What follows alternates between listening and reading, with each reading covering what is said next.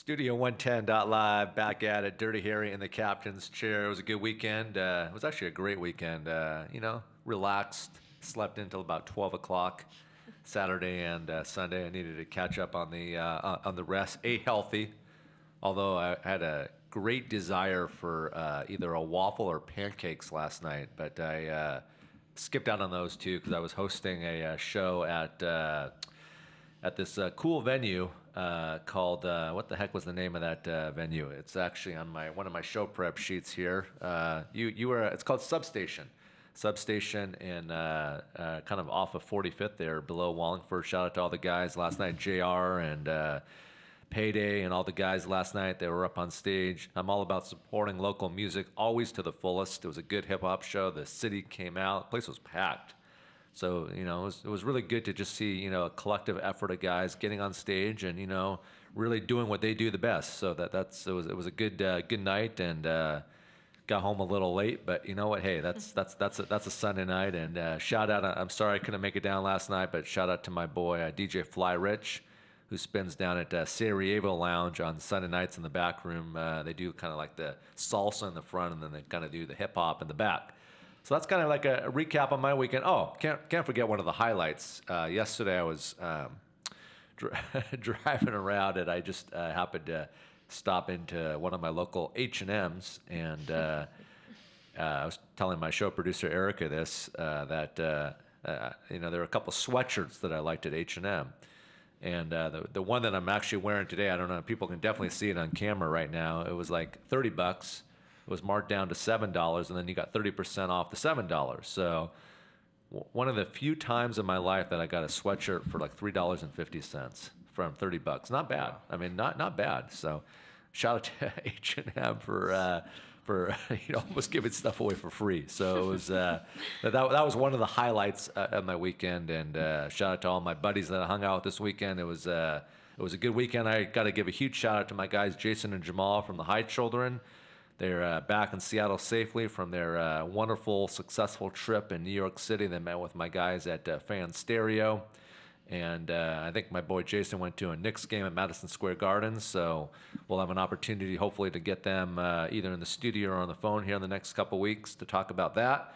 So Jason and Jamal from the High Children, of course, DJ Nasty Ness, Izzy D, the whole crew listening to the big show, Studio 110.live. Now, if you're not following us on Instagram, like I say every day, I'm going to start recording this so I don't even have to preach it anymore. But, what are you waiting for? I mean, what are you waiting for? I mean, the thing is growing like a wildflower. So start making this show's page, the IG page, your best friend at Studio110.live. Happy to be back on the air. Before we get to our first in-studio guest today, my guy Spencer Shangro, an artist here from the Pacific Northwest. He's got some great music that I'm excited to play today. He just performed at good old South by Southwest down there in Austin. And we got a lot to talk to him about today. I'm hearing that Nolan is going to be coming in. Hopefully when Nolan comes in today, he gives me the news that I ultimately want to hear, that I put him to the test to lock down these summer festival passes. And I gave him this homework assignment like 2 weeks ago. So really, if I hear no, then he may be asked to depart the studio quicker than later. So hopefully I have the answers that I want to hear. So Nolan, I know you're listening right now. I'm expecting good news. Only good news on a Monday. But before we transition to Spencer here, I was like, on Fridays I kind of like to do the what's happening, and then on Mondays, if I have time on the show, I like to kind of do the kind of what went down. So Erica, I know you were out and about this weekend. Kind of give me the full recap on what you witnessed. How much did you promote the show out there? And just give me the full recap. Give me the dollars and cents and what went down this weekend. Yeah. So as all of you know, this weekend was Bass Academy. It was so sick. It was awesome. I'm not gonna lie though, my head hurts so bad from headbanging. It was so great. But I definitely met a lot of different people, all different types of people. Definitely USC has been an honor to, really actually, work with as well, because we're trying to make sure we kind of have a permanent position for promoting with them as well. So that's huge. Shout out to Chad over at USC, the ringleader, the captain of the airplane. And shout out to Aaron Silverstone, because he's awesome. There you and and There you go. he really hooked it up for my. Went to high school with him. Oh Great guy. yeah, he's an awesome person. So yeah, we've got a lot of things in the works here, and I can't wait to bring in some of the top promoters for USC events so that they can kind of promote our next festival coming up, which is Seven Lions. There's a secret behind that. I'm not going to give too much away. Yeah, we got a lot of secrets on this show. I that know. We're not going to really unveil until we feel like it's appropriate to unveil. So if I'm hearing correctly, then Eric, your weekend then consisted of mostly just headbanging. It was just was it a headbanging weekend? I mean, it was, but it was also a lot of I met so many different types of people. I met dancers, and then I met people who were just big time promoters, and then I met people who worked for alcohol distribution companies, and I just met a lot of different people. Thing about me is when I go to these raves, basically, I like to make sure that I can communicate with people properly and stuff. Oh, yeah, That's the best part, honestly. But I also like to wander. I like to go adventure and just meet new people and just get good vibes. And there was a friend of mine too that came down, and it was his first time ever going to a rave. So great experience, and it was just a lot of fun. It was a really good time, and I saw a lot of people. So, and I'm sure everybody that you met, you told me this earlier. So I mean, of course, it's factual information. That's all we report here at Studio 110.live. But sounds like a lot of people that you met this weekend, Erica, want to come on the show. Yes, so absolutely. That's always a good thing. The show is becoming just monumental, where people are literally reaching out left and right. I want to come to Studio 110.live. Dirty Harry makes me feel so comfortable in the studio, and it's such a great atmosphere, and it's just I the mics don't scare me, and the cameras don't scare me, and it's just I tell all my friends and I tell all my relatives, and that's what I like to hear. These are true. Yeah. These are true. I'm just kind of mimicking what I hear from guests, but it's a good feeling to know that people want to come back sometimes 30 seconds after they walk out. So it's a good feeling overall. So sounds like it was a good weekend then, huh? Such a Did you have a favorite set? Do you have a highlight? Just one? Oh my gosh, a highlight. Okay, so Zomboy was amazing. I was banging my head like crazy. I would probably say the highlight of it all was Zomboy. That was fire and ice. And then also, I won't say that Borgor was as good as Zomboy. I am really sad though that I got in kind of late because there was a lot of things going on before the event and stuff, and I missed AMF. And where was this event at? It was at the Tacoma Dome. Oh, okay. At the Tacoma Dome. So did you stay in Tacoma all weekend? No. Oh, okay. So it was just one day or multi? I stayed at kind of an after party house. An after party house. Yeah. Those actually exist in Tacoma? Oh yeah. Oh, okay. It wasn't in Tacoma. It was Fife? No. Federal Way? You know Meridian Valley Golf Club? I don't. Okay. Do you do? Okay. Yeah. So it's in Spencer actually and it's in I, Kent. Yeah. It's in Kent, Kent, okay. yeah. All right. I don't spend a lot of time down in Tacoma, although I should. I mean, I have a lot of friends that shout out to all my friends that live in Tacoma, Justin and Leroy and Max and guy I know I'm forgetting a lot, Alex. And Ashley, one of the girls I ring girl with, she's awesome. Nice. Yeah. So I'm glad it was a good weekend. Anything else to report, or the rest needs to stay off the air? So. I will say that I really think that USC events needs to be a little bit more chill with their restrictions, because I was not very happy with the fact that I could not get my beautiful purse, that it's clear, transparent. They wouldn't let it through. So that was kind of it was still clear. It was transparent though. Well, why can't you take a purse into an event? I mean, if it's clear, I mean, what are they worried about? It wasn't even a purse. It was literally this big, and I couldn't bring it in at all. And then it's just because they have restrictions at Tacoma Dome, crazy restrictions, but. I mean, it's fine. It was so worth it. It was so much fun. There you go. So much you would go back again. Oh, next heck year? yeah. Yeah.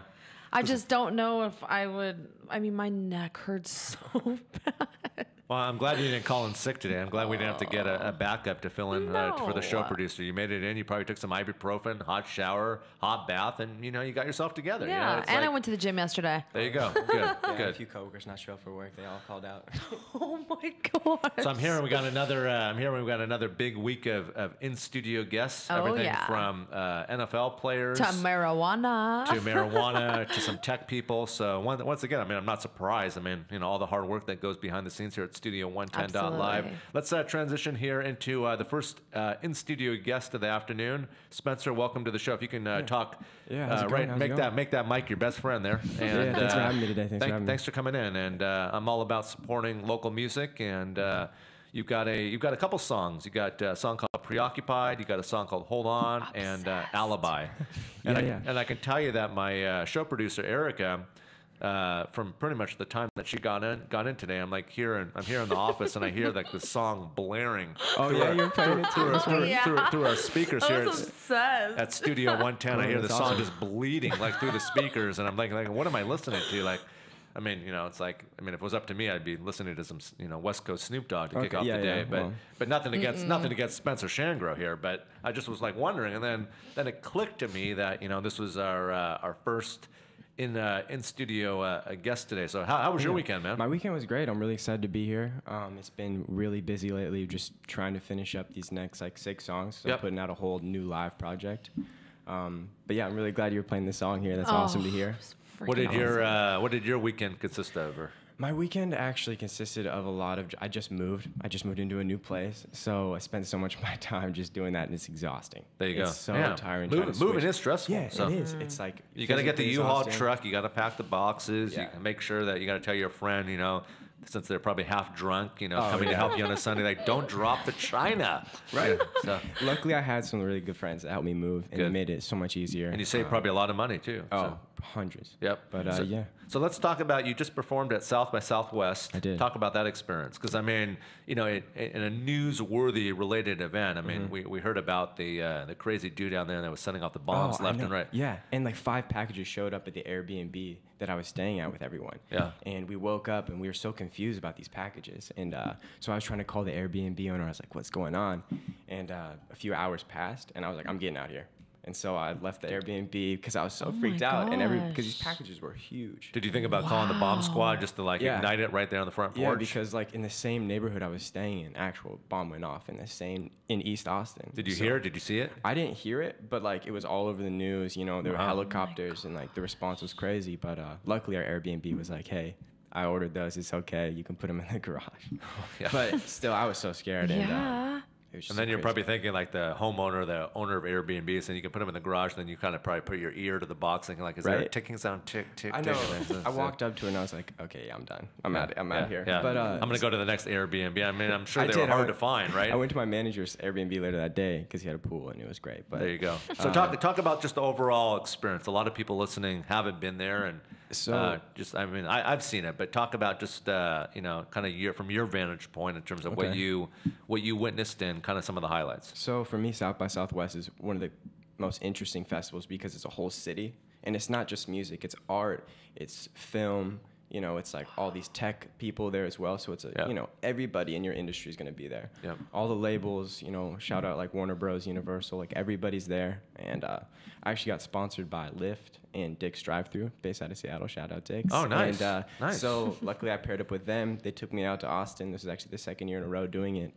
And it's just so much fun because anywhere you walk, you're going to hear some of the most amazing live music. And let's talk about so you recently got sponsored by Lyft and Dick's. You said Yeah. for South by Southwest, yeah. Yeah, so that's kind of it's polarizing opposite. Right? Dick's Drive-Thru and Lyft. So how did It's a weird. That's It's, awesome.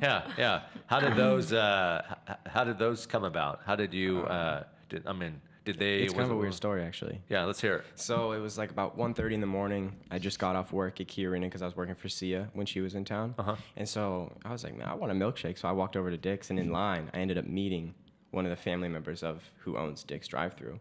and we were just talking, and like See? he had his headphones That's in. what I'm not to interrupt you, but that's Yeah. what I'm always saying. Like you never know when Never. it'll happen. It'll Yeah. always happen when you least expect it. Yeah. And I don't know if you know this, but Bill Gates frequents that Dick's quite a bit too. He takes his son down there. Yeah, yeah. So people have seen Bill Gates down there at the Lower Queen Anne. But Yeah. please carry on. So we ended up talking, and I told him what I did. I sing, make music, and he was like, "Let me hear a song."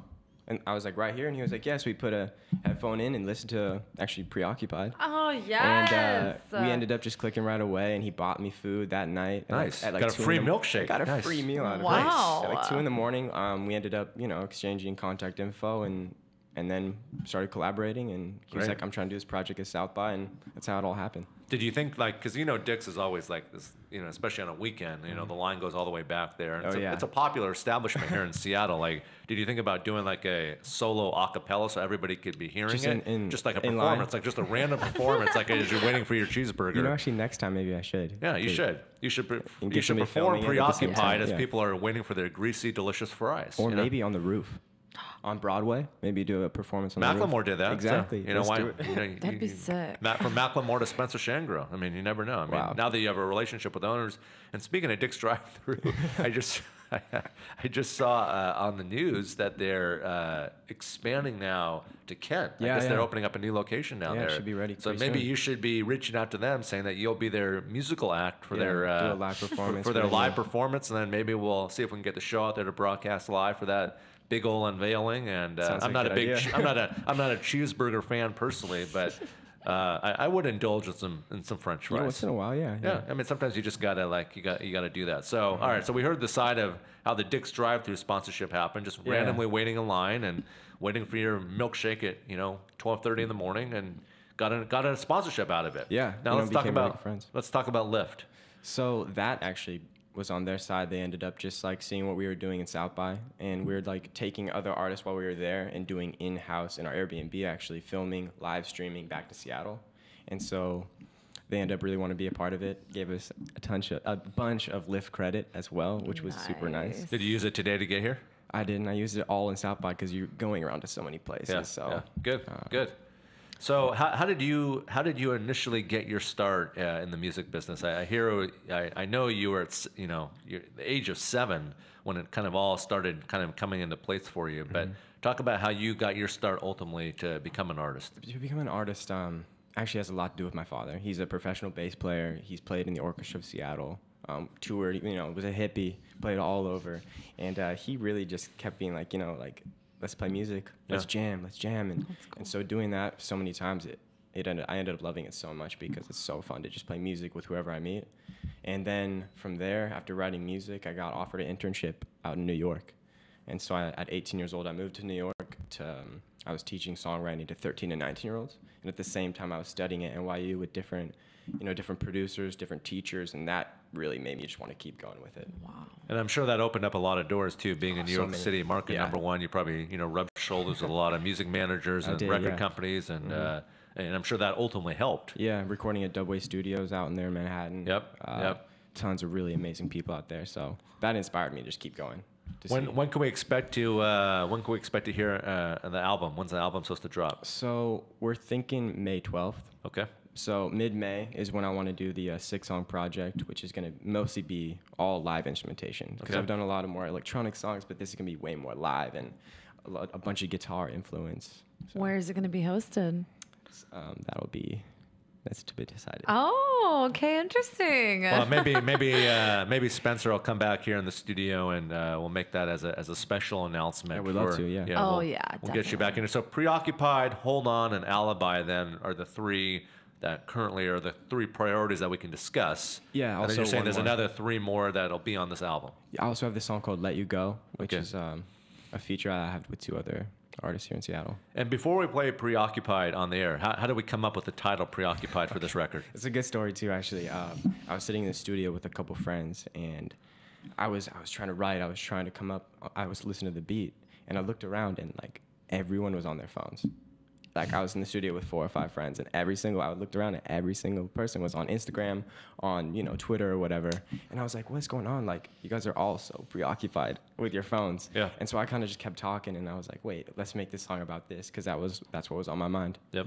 And in terms of between Preoccupied, Hold On, Alibi, and what was the 4th song you just called mentioned? Let You Go. Let You Go. Let You Go. Out of those 4 records, which one would you say is the most impactful to you? Which one would you say is like the most special to you, and for what reason? Like what's like your record just on a personal level? I understand that you have to make music for your fans and the demographics that are ultimately following you on social networking, coming out to your shows. But what record would you say like is your record that you're all about personally? I'd probably say the most recent one, Alibi. Okay. Why is that? That's just because that song was really written about a huge change in my life, with the people around me, breakup, splitting up with people, Yep. changing directions. And so that song's really way more personal to me, just because it's way more dramatic. It has a huge drop in it, and it's all about changing your life and for the better way. In your true kind of core inner definition, what do you think is a dream come true for you within the music business or becoming an artist in terms of a collaboration, or what's a dream come true when you think of a Spencer Shangro? A dream come true? Well, right now I'm working with my manager in Two Doors Management. I would love to collaborate with some like my biggest inspirations. Justin Timberlake, huge inspiration to me from the start. Also, a little while ago, I actually got to meet Stevie Wonder, shake his hand. That changed my life as well. Yeah. And so, how'd that come about? I was working. They asked me to work backstage for his tour when he was here. Nice. And so I kind of positioned myself when he was walking off stage that he would walk past me. There you go. and so this woman was escorting him off stage, and they stopped in front of me, and he was just they had this huge smile on his face, and he shook my hand. He said, do you make music? And he asked me that, and I was like, yeah, I do. I sing, and I love playing music. And he said, just keep doing it. And he had the biggest smile on his face, and it was the most genuine thing I've ever seen in my life. Wow. And I can relate to that because I interviewed him. You did? Yeah, I interviewed him off the red carpet of the Grammys Wow. in Los Angeles a couple years ago, and it was definitely an inspirational interview. He gave me as much time as I wanted. We talked about pretty much everything, so it was a great interview. So it seems like, Spencer, you surround yourself with good luck. And I say this seriously, and people, you might laugh when I say this, but I'm actually being serious. You're standing in line in Dick's drive-thru, and you meet one of the owners. Then you conquer and ink a sponsorship deal out of that. Yeah. Then you're positioning yourself to meet Stevie Wonder backstage, and then you ink a deal with him. So let me let you into a little secret here. The next person that you happen to be around, it might be a good idea for you to exchange contact information with them. Oh, yeah. Just like you did, because you can see what happened when you did it with the owners of Dick's Drive-Thru. Here where we broadcast it. Dick's Drive-Thru, ladies and gentlemen, because we have a lot of people that are listening to us out of state and internationally, is an iconic hamburger spot. It's kind of an old school, like they had back in the 50s and 60s. You drive right up, and people just get out of their cars and they walk right up. Usually, really long lines on the weekend. So good, and though. I don't think they've ever changed their menus. I think the menus are the same. I mean, I've been asking for years for them to do a veggie burger, because I'm not a big red meat fan, but I don't know if I'll ever see Dick's Drive-Thru do a veggie burger. But hey, you never know. Now that you have a relationship with the owners, pass that on for me and see that. So in terms of you mentioned that that you would love to also be able to have kind of a dream come true collaboration with either Pharrell or Justin Timberlake. And well, you mentioned Justin Timberlake, and of course we just talked about Stevie Wonder. What is it about Pharrell that indulges you? I mean, he has his hands on everything. He's worked with, you name it. Like, his discography is crazy. Yeah. And just working with somebody like that, I feel like he would know exactly what to do in the moment. He'd be like, yeah, let's do this. No, this sounds good. And he would I feel like that'd be crazy. No, I like Pharrell. I like Pharrell, and he's one of the most talented, producers, in the game. The only thing that just on a personal tip was, when he took Snoop Dogg under his wing, and co-signed Snoop to his label. Yeah. I just feel like in terms of the rebranding process, Snoop Dogg to me is DJ Battle Cat, that true West Coast funk, just that funkified, just fun sounding music. And then Pharrell does that too, but Pharrell does it in his own niche. He does it with his own kind of illustration, his own ingredients. And I almost felt like he was kind of taking the Snoop Dogg-esque away from him being, an artist. So besides that, though, I mean, everything. I mean, look, he's put out, many, many, many platinum records, and I can't even imagine how many plaques he has up on his wall, either in his studio or in his home office or wherever his office is. So. Yeah. I guess the last artist I would say would be like Mayer, John Mayer. Yeah. Just because playing guitar for so long, I would love to make a song with him. So we're gonna try to play some of these records, but since I've had the chance to listen to Preoccupied through Erica, she was playing it earlier here at Studio 110.live's headquarters. Let's play Preoccupied. If you want to give it your own dedication or introduction before we play it, or I'll just start playing it and then we'll talk about it. Sure. There we go. Here's Spencer Shangro is live with us right now, Studio 110.live. Let's show some love and listen to a song called Preoccupied right now, live on the radio, Studio 110. Here we go. Yay.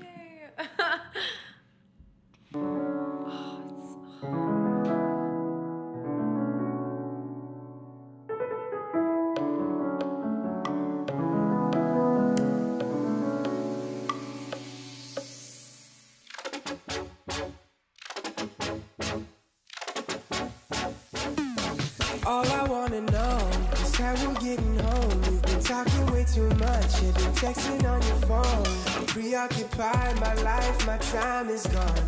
Too many lies, this night is dragging on. I'm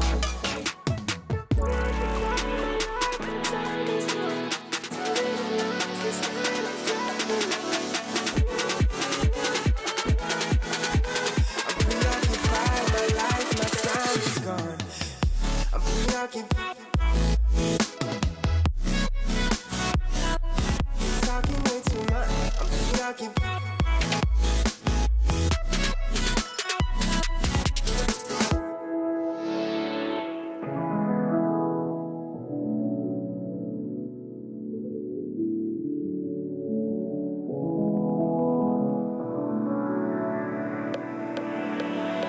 I couldn't stop myself, 4 drinks under my belt, slurring words while you're yelling in the middle of the road. Is this really how it goes? You've been drinking way too much, don't know how you're getting home. I'm preoccupied, my life, my time is gone. Too many lies, this night is dragging on.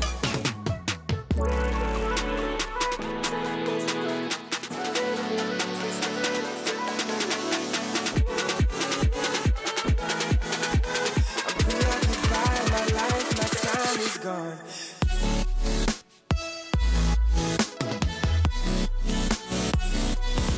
All I wanna know.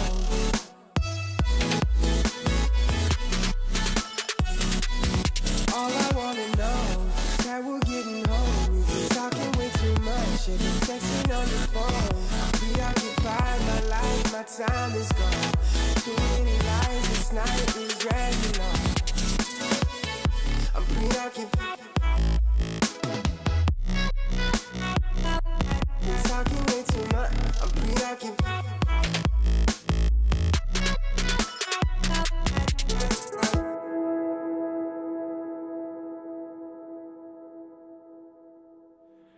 There we go. Brand new music. You heard it first right here, Studio 110.live. Spencer Shangro. It's called Preoccupied. Now, when will that officially be coming out? When can people hear it? When can people download it? When can people put money in your pocket?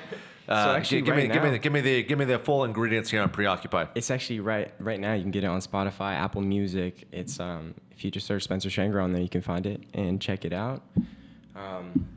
It's kind of got. I'm trying to describe it kind of in my own words. It's kind of like that, just that super kind of fun, fast-paced, electronic. Just when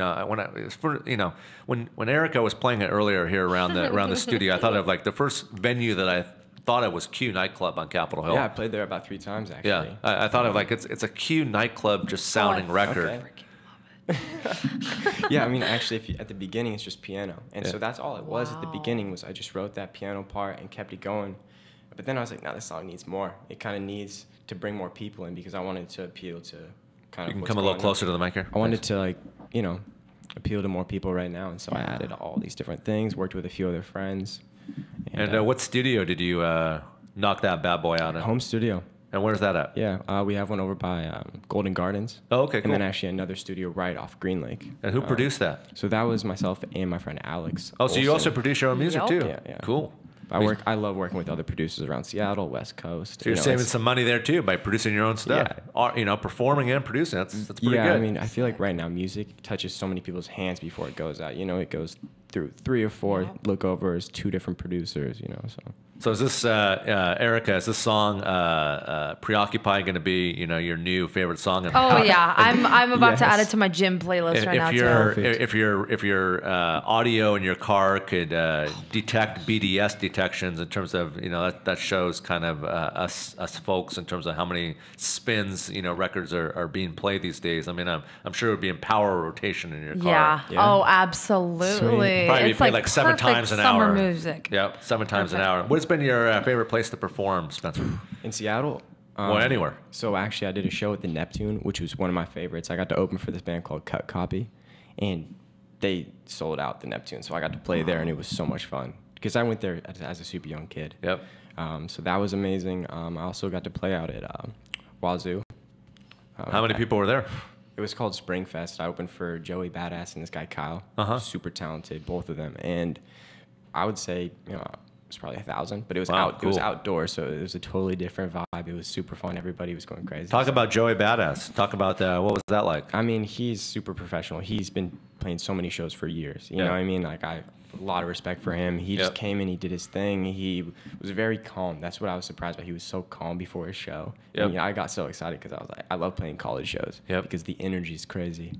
And he just went up there, did his thing. I've seen him perform probably 4 or 5 times. Now, you the type of artist that when you get off stage, if there's fans there that want the pictures and want a chance to talk to you, do you give them the time? Oh, Good. Of course. Good. Have to. Because if you skip out on the fans, they'll remember that, and they'll remember that through your whole career. They'll say, "Oh, that guy Spencer. I just wanted a picture. I just wanted to say hello." And Oh yeah, I ran out in the crowd. I did an after party at one of the big houses out there, and Good. It was so much fun. Good. Let's talk about your social networking. How can people find you and reach out to you and ask questions? So all my socials are just my name, Spencer Shangro. Okay. I keep them all the same across the board. Instagram, Spotify. It's just a full name, and you can find me Snapchat.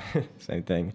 What are some of your recommendations, to up and coming artists trying to, build a sound and a brand like you created for yourself to ultimately be able to acquire sponsorships and to be able to go to South by Southwest and perform, and just as a collective effort, what would be your true core inner ingredients to be able to pass on to someone listening out there that ultimately wants to become someone like yourself? The first thing I'd pass on would don't ever be nervous to ever put anything out, because so many artists that I know, so talented, but they hold on to everything on their laptop. Okay, they're like, oh, I made all these songs, 20, 30 songs, but none of them are out. Yep. And so even if you don't think they are your perfect project, I would say release it, because it's got to be heard. Yep. And sometimes what you think isn't your best work, somebody else could love it, and they could think that it's so incredible. There you So go. don't hold on to it. Put it out. Don't be nervous. Should we play some more of these records, or should we just let them be indulged into Preoccupied, and then just not even give them a sneak peek on Hold On and Alibi, and just let them go out and just buy them? I mean, we could play Hold On. It's a little more electronic. Let's do it. Should we play Have you Hold heard On? it? Did you heard it? No, Okay. I haven't. So we'll play Hold On here next. If in the meantime, Erica, if you have a question for Spencer, you can do that while we pull this up here on the good old one of our computers here in the studio. Okay, Actually, you know what? Sorry, didn't mean to cut you off there. I thought it was gonna take longer than I thought. You already found it? I already found it. So let's talk about this record before we play. This is we just played Preoccupied by Spencer Shangro, and now we're about to play Hold On. What's Hold On about? Okay, Hold On. I was gonna ask that. Was that your question? Yeah, I so stole your perfect. thunder. I stole Two your birds thunder. and one stone. There you go. There we go. I mean, it's really the title. Hold on. Like, even when things are awful, maybe you're like depressed, it's raining so much in Seattle, just remember, like, that's all it takes. Just hold on to something. Either if it could be somebody, it could be an idea, it could be something you're passionate about. Just hold on to it. That's why I wrote this song.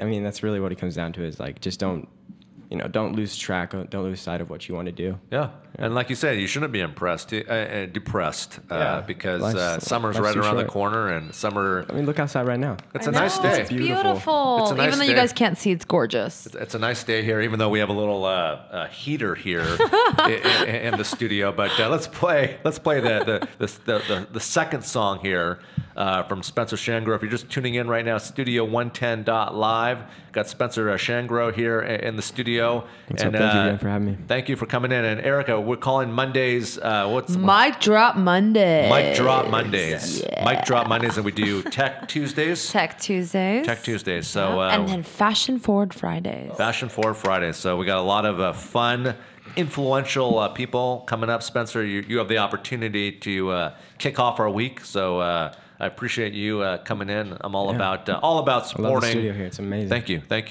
you. I'm all about supporting local music. So let's play. Hold On here. Spencer Shangro, Studio110.live. Come on.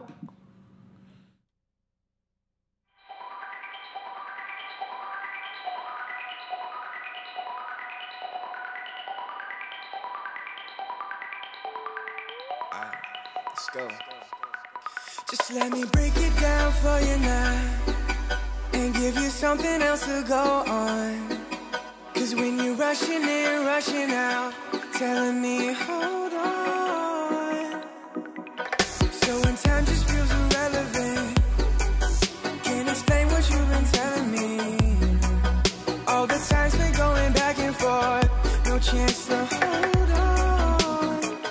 How could you not hold on to me? Yeah, never mind what used to be.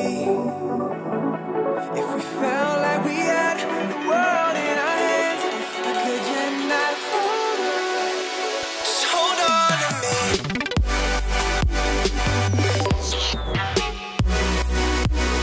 Hold on.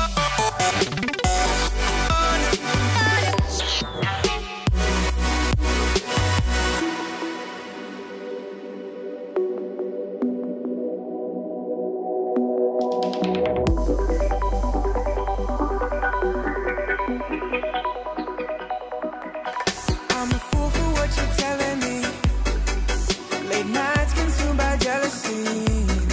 If we felt like we had the world in our hands, how could you not hold on? How could you not hold on to me?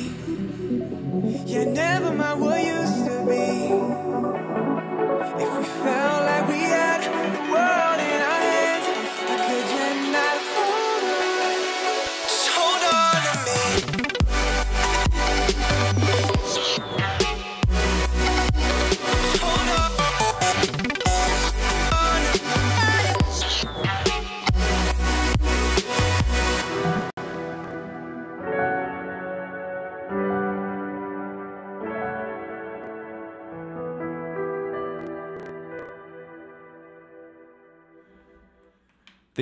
The next powerhouse record here from Spencer Shangro, it was called "Hold On." And you know what I like about you, man, is you know how to you know proper time accordance.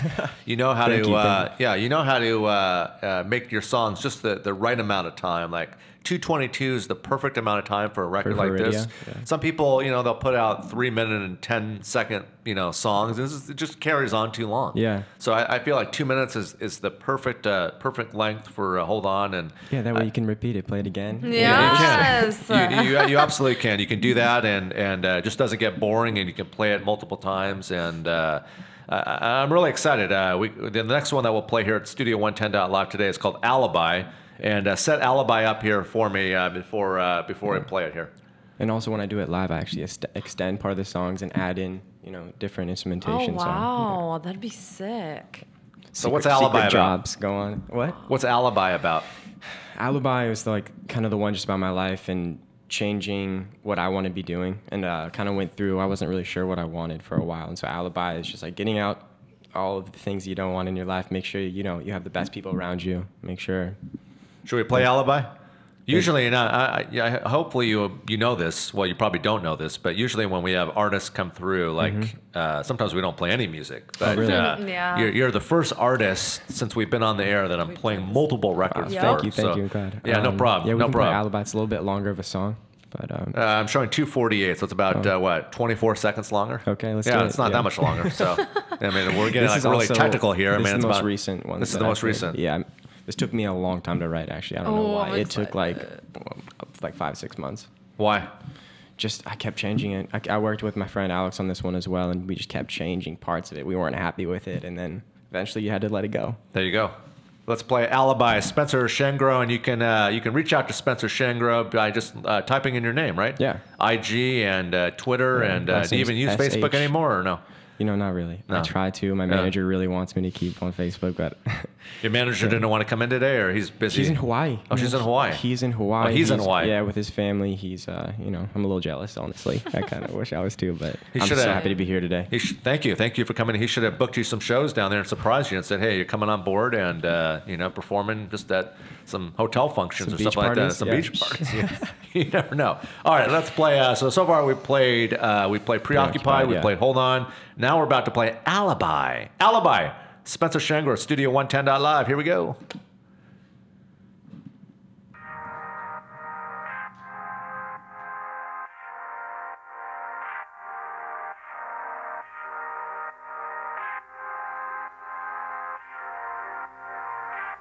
Oh, don't make me feel just like you do. Oh, I'll never be your remedy. And don't make me drive into the night just to hear another alibi. When I looked into her eyes, reminded me of all the reasons why you took me far away. Oh no, no. You took me far away.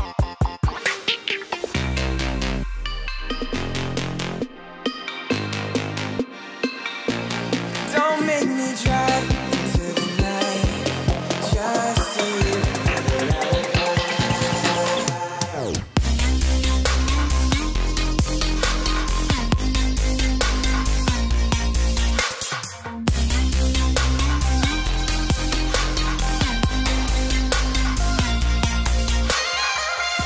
Cause even if we lasted one more night, would that just be enough for you and I? Oh,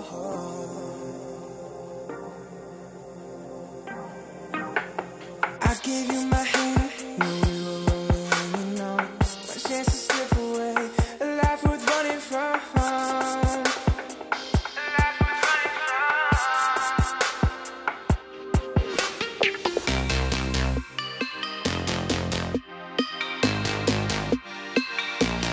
Don't make me drive into the night just to hear another alibi.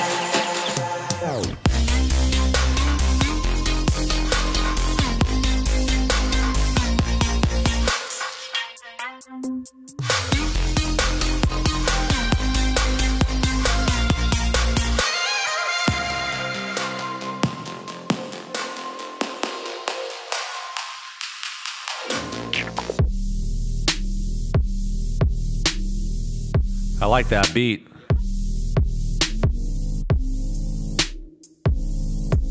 Studio 110.live. Come on.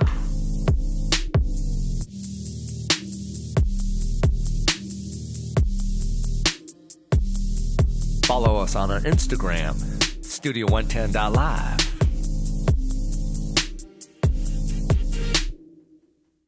All right. Well, if I was an artist, I'd definitely want to do a collaboration with you. I think you need to meet my guys, the High Children. They're a group. They're kind of my group. I've been working very closely with these guys, Jason and Jamal. They were already on Sway's show at Sirius in New York, and they're getting ready to embark on a lot of big things coming up. So Let's collab, I think let's collab. I think it'd be good for you to meet Jason Oh, and Jamal yeah, from the High Children, and I think it'd be cool. Eric, I think we should talk to Spencer off the air about producing some just kind of with his vibe and his sound. I was thinking about it when I was playing it.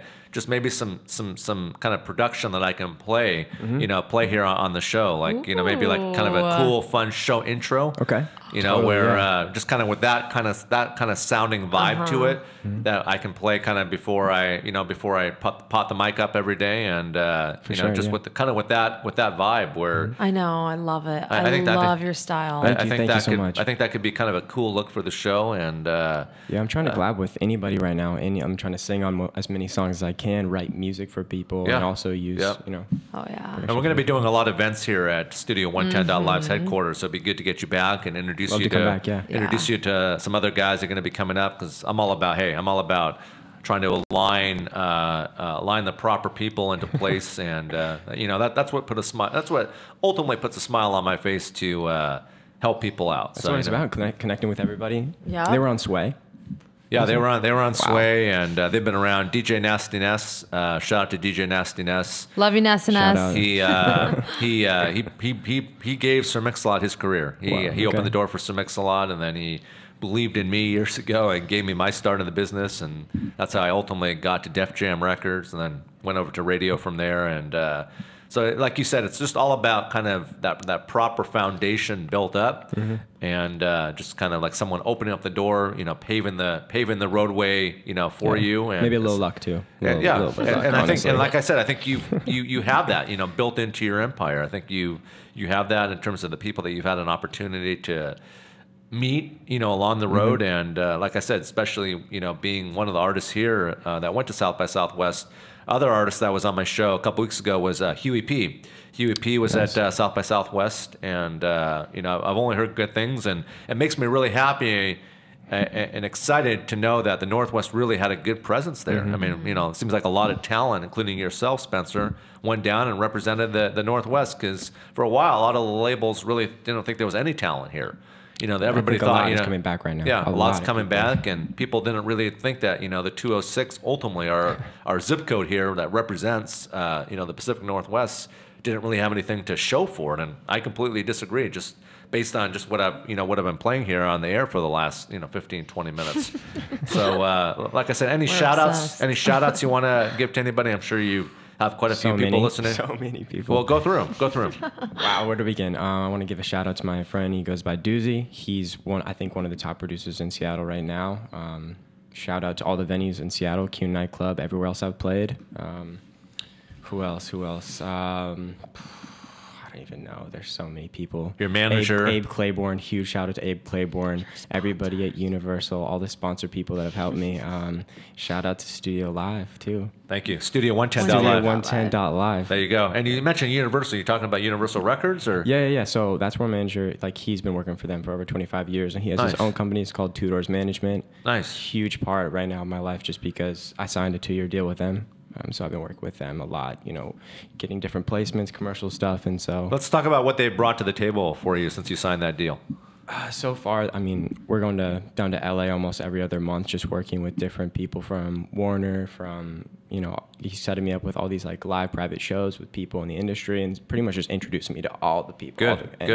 Good. Having somebody like that has been in the game for so long, it's important because it's so easy to get lost in everything in music, and it's just great to have somebody like that on my team. What do you feel like in terms of, what do you feel like the music business is lacking, overall right now, from either the label standpoint or the artist standpoint, or just kind of a collective effort in between that we need to expand upon, us being in the music business, representing a different niche of it, obviously? It's hard to say. I think right now, the music industry needs to focus back on the actual music. I think right now it's more based on the figure behind the music, which is fine. Everybody wants to see something crazy nowadays, but I think some eyes should go back onto the songwriting side, and I think we're losing track of some of the more acoustic songwriter stuff. Because there's so many amazing ghostwriters that are writing for these people. Oh yeah. But at the end of the day, a piano song, guitar, something like that is really what I attach with, because that's where all these songs come from. What's been your biggest highlight, would you say, since you've signed the dotted line with this management firm down in Los Angeles, in terms of you going down there doing collaboration or We're actually based out of Seattle, but you said you've been going down to LA. Yeah, going down to LA all the time. The biggest, what did you ask? The biggest. Well, what would you say was what would be your biggest highlight since you've signed, with this company that's managing you ultimately? What's been your biggest achievement or No, I'm not going to say claim to fame, but I'm just saying like Not there yet. what's been your biggest thing that that's kind of resembled you as an artist in terms of the platform that they provided to you to be able to expand upon? I would say just being able to work in all these different amazing studios and meet all these different managers. Who else I meet? I met the guy who's been working with Lil Yachty. All those guys are super fun. Yep. And pretty much just being part of that industry down there, because you can pretty much work in the nicest studios and everything's for free. You know, you don't have to go and spend like hundreds of dollars an hour just to record in the studio. You know, they want you to be there. Everyone's super nice about it. And so the studios are expensive. So, I mean, some of them are just thousands of dollars. I mean, just to walk in the door. Just to be able to walk in the door and not even be able to get much done. That's just kind of the coffee and conversation. And then once you start talking to the engineers and the mixers and just the whole staff, that's when they kind of really kind of unveil it. And that's kind of where, if you're not prepared, you better be prepared. I mean, in terms of kind of the price line and how it works when you go into a recording studio. So a couple producers up here. Vitamin D has made a lot of traction and a lot of noise. He'll be joining the show, and like I said, it's just been really fun to welcome in the hip hop artists and artists more in your genre, more in that kind of the. I would kind of describe you as kind of that cool, edgy dance meets a little R&B, a little R&B, but a little bit more kind of dance techno. I mean, that's kind of how I would, personally describe it. I mean, I could be off, but I mean, how would you describe it? Yeah, I mean, well, for the start, I said it was pop R&B, but with this whole new live project that I'm coming out with, it's kind of hard to put it in one genre. But I'd say, pop, dance soul, dance pop. And if it was up to you and you could have any sponsorship opportunity out there, who would you ultimately want to be, sponsored by? In music or just in anything? And just in general, like if there's just, who could you relate to the most on that type of platform where you feel like you would really be able to mesh well with them and it would be a good kind of business marriage? I would love to work with Calvin Klein or Tommy Hilfiger or any of the clothing lines, but because Tommy Hilfiger's making a big comeback right now. Huge comeback. Killing it right now, especially in music and fashion and everything. In fact, Tommy was just recently at the downtown Nordstrom's having lunch with one of the Nordstrom's brothers, and he was seen in the Nordstrom's grill. So people walked by and they said, "Is that Tommy Hilfiger?" So he was just here, and I guess Nordstrom's is going to do a special campaign with them to unveil it. But I used to wear Tommy all the time. I mean, it was an iconic brand. Yeah, making a huge comeback though. And I'm glad they are, because a lot of brands need to do that haven't. I still feel like Polo needs to do that to a degree. Yeah, and shout out to Off-White. I would love to work with Off-White. Yeah, I like Off-White. You can get that at Barney's here, and I think Barney's is probably the only place you can get that here besides online. Yeah, pretty much.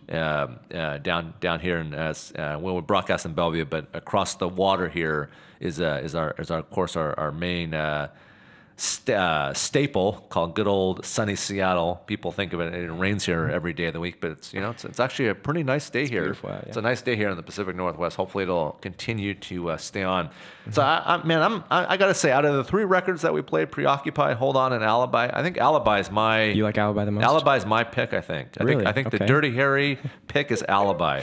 I like the other 2 records, don't get me wrong, but I think just in terms of the overall production and sound and everything that went into Alibi is kind of more, I think that would be the record that I could relate to more. Yeah, I mean, that was definitely the record I put the most hours into. Yeah. So many studio sessions on that song. Yep. But I'm glad you like it. I think it turned out pretty fun. It has ups and downs, it has some dynamics. When is your next upcoming performance here locally where people can come and see you?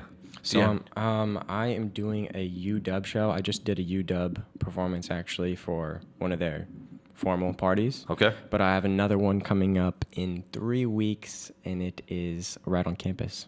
Right there in Red Square? Yeah, there'll be more on my website. Great. So that'll be good. I'm going to try to come out to that show and see what Spencer's like, on stage in terms of the vibes that you present to your fan base. Let's I'm kind of in that playing music mode today. Nice. We should redesign, instead of Mic Drop Mondays, it should be Dirty Harry's Pick Music Mondays, something like that. So let's give Alibi another spin here, and then we'll close it out here. And it sounds like we got more artists coming in here today. So if you want to stick around, you're more than welcome to stick around with us. But let's play Alibi again.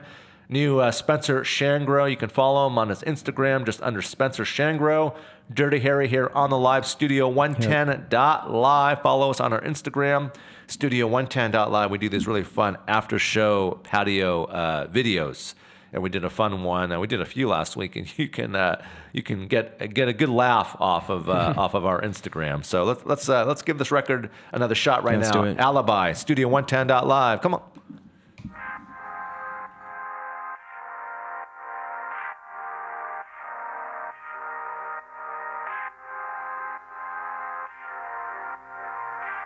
Oh, don't make me feel just like you do. Oh, I'll never be your remedy. And don't make me drive into the night just to hear another alibi. When I looked into her eyes, reminded me of all the reasons why it took me far away. Oh no, no. It took me far away.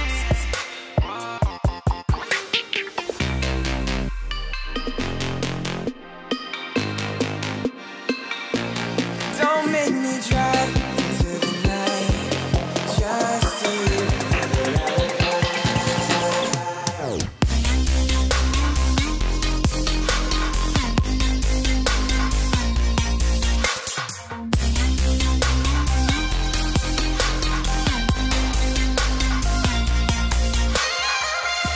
Cause even if we lasted one more night, would that just be enough for you and I? Oh,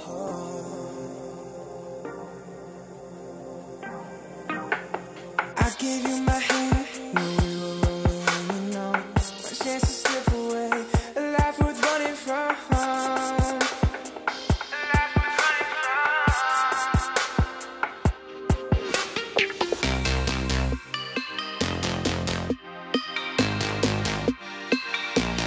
Don't make me drive into the night just to hear another alibi.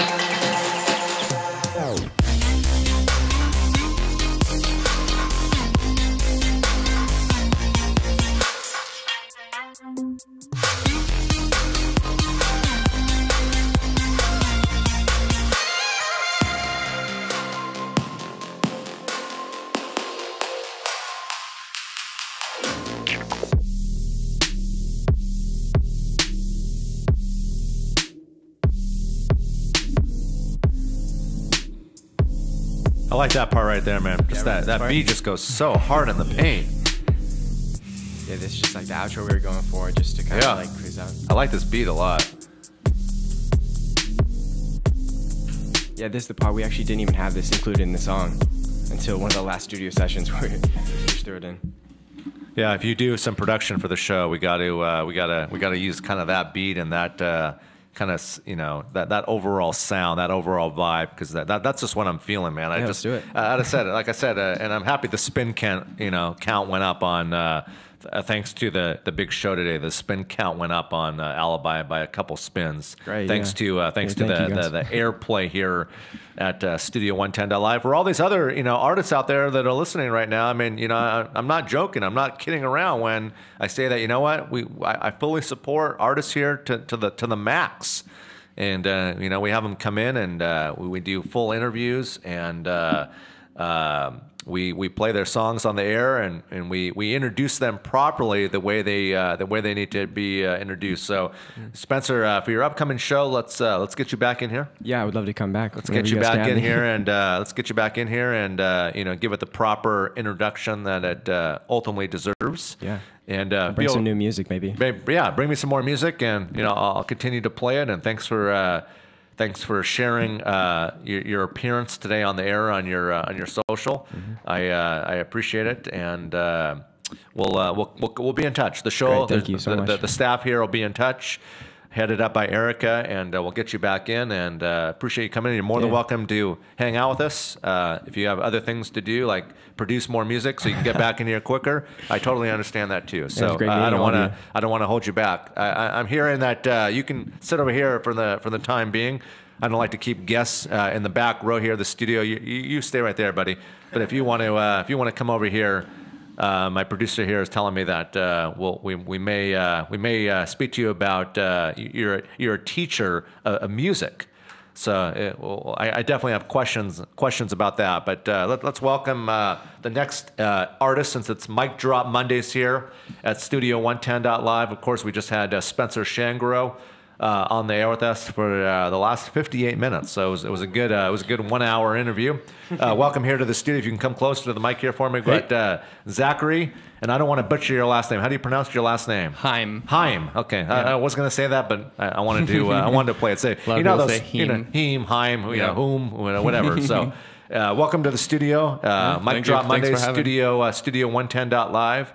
And you're based here out of good old sunny Seattle. I can say that from looking out in the studio today. That the sky is blue and it's not raining like it did this past weekend. So how was the weekend for you, man? It's pretty great. My birthday was over the weekend. Happy birthday! Thank you. Happy birthday! What'd you do? We went out to some restaurants. Went out to RN74. Yep. Great restaurant down French. And then where do we have for breakfast? Lola's brunch. And Lola's is where's Lola's is up on, come closer to the mic here for me. Lola's is isn't that on Capitol Hill? No, it's down on It's like in the Belltown area. Belltown, yeah. Oh, okay.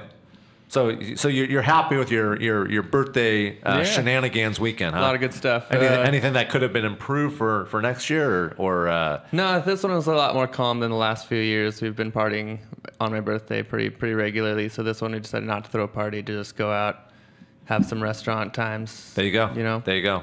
What did you guys eat? What was on the menu of choice? Oh, I had the lamb.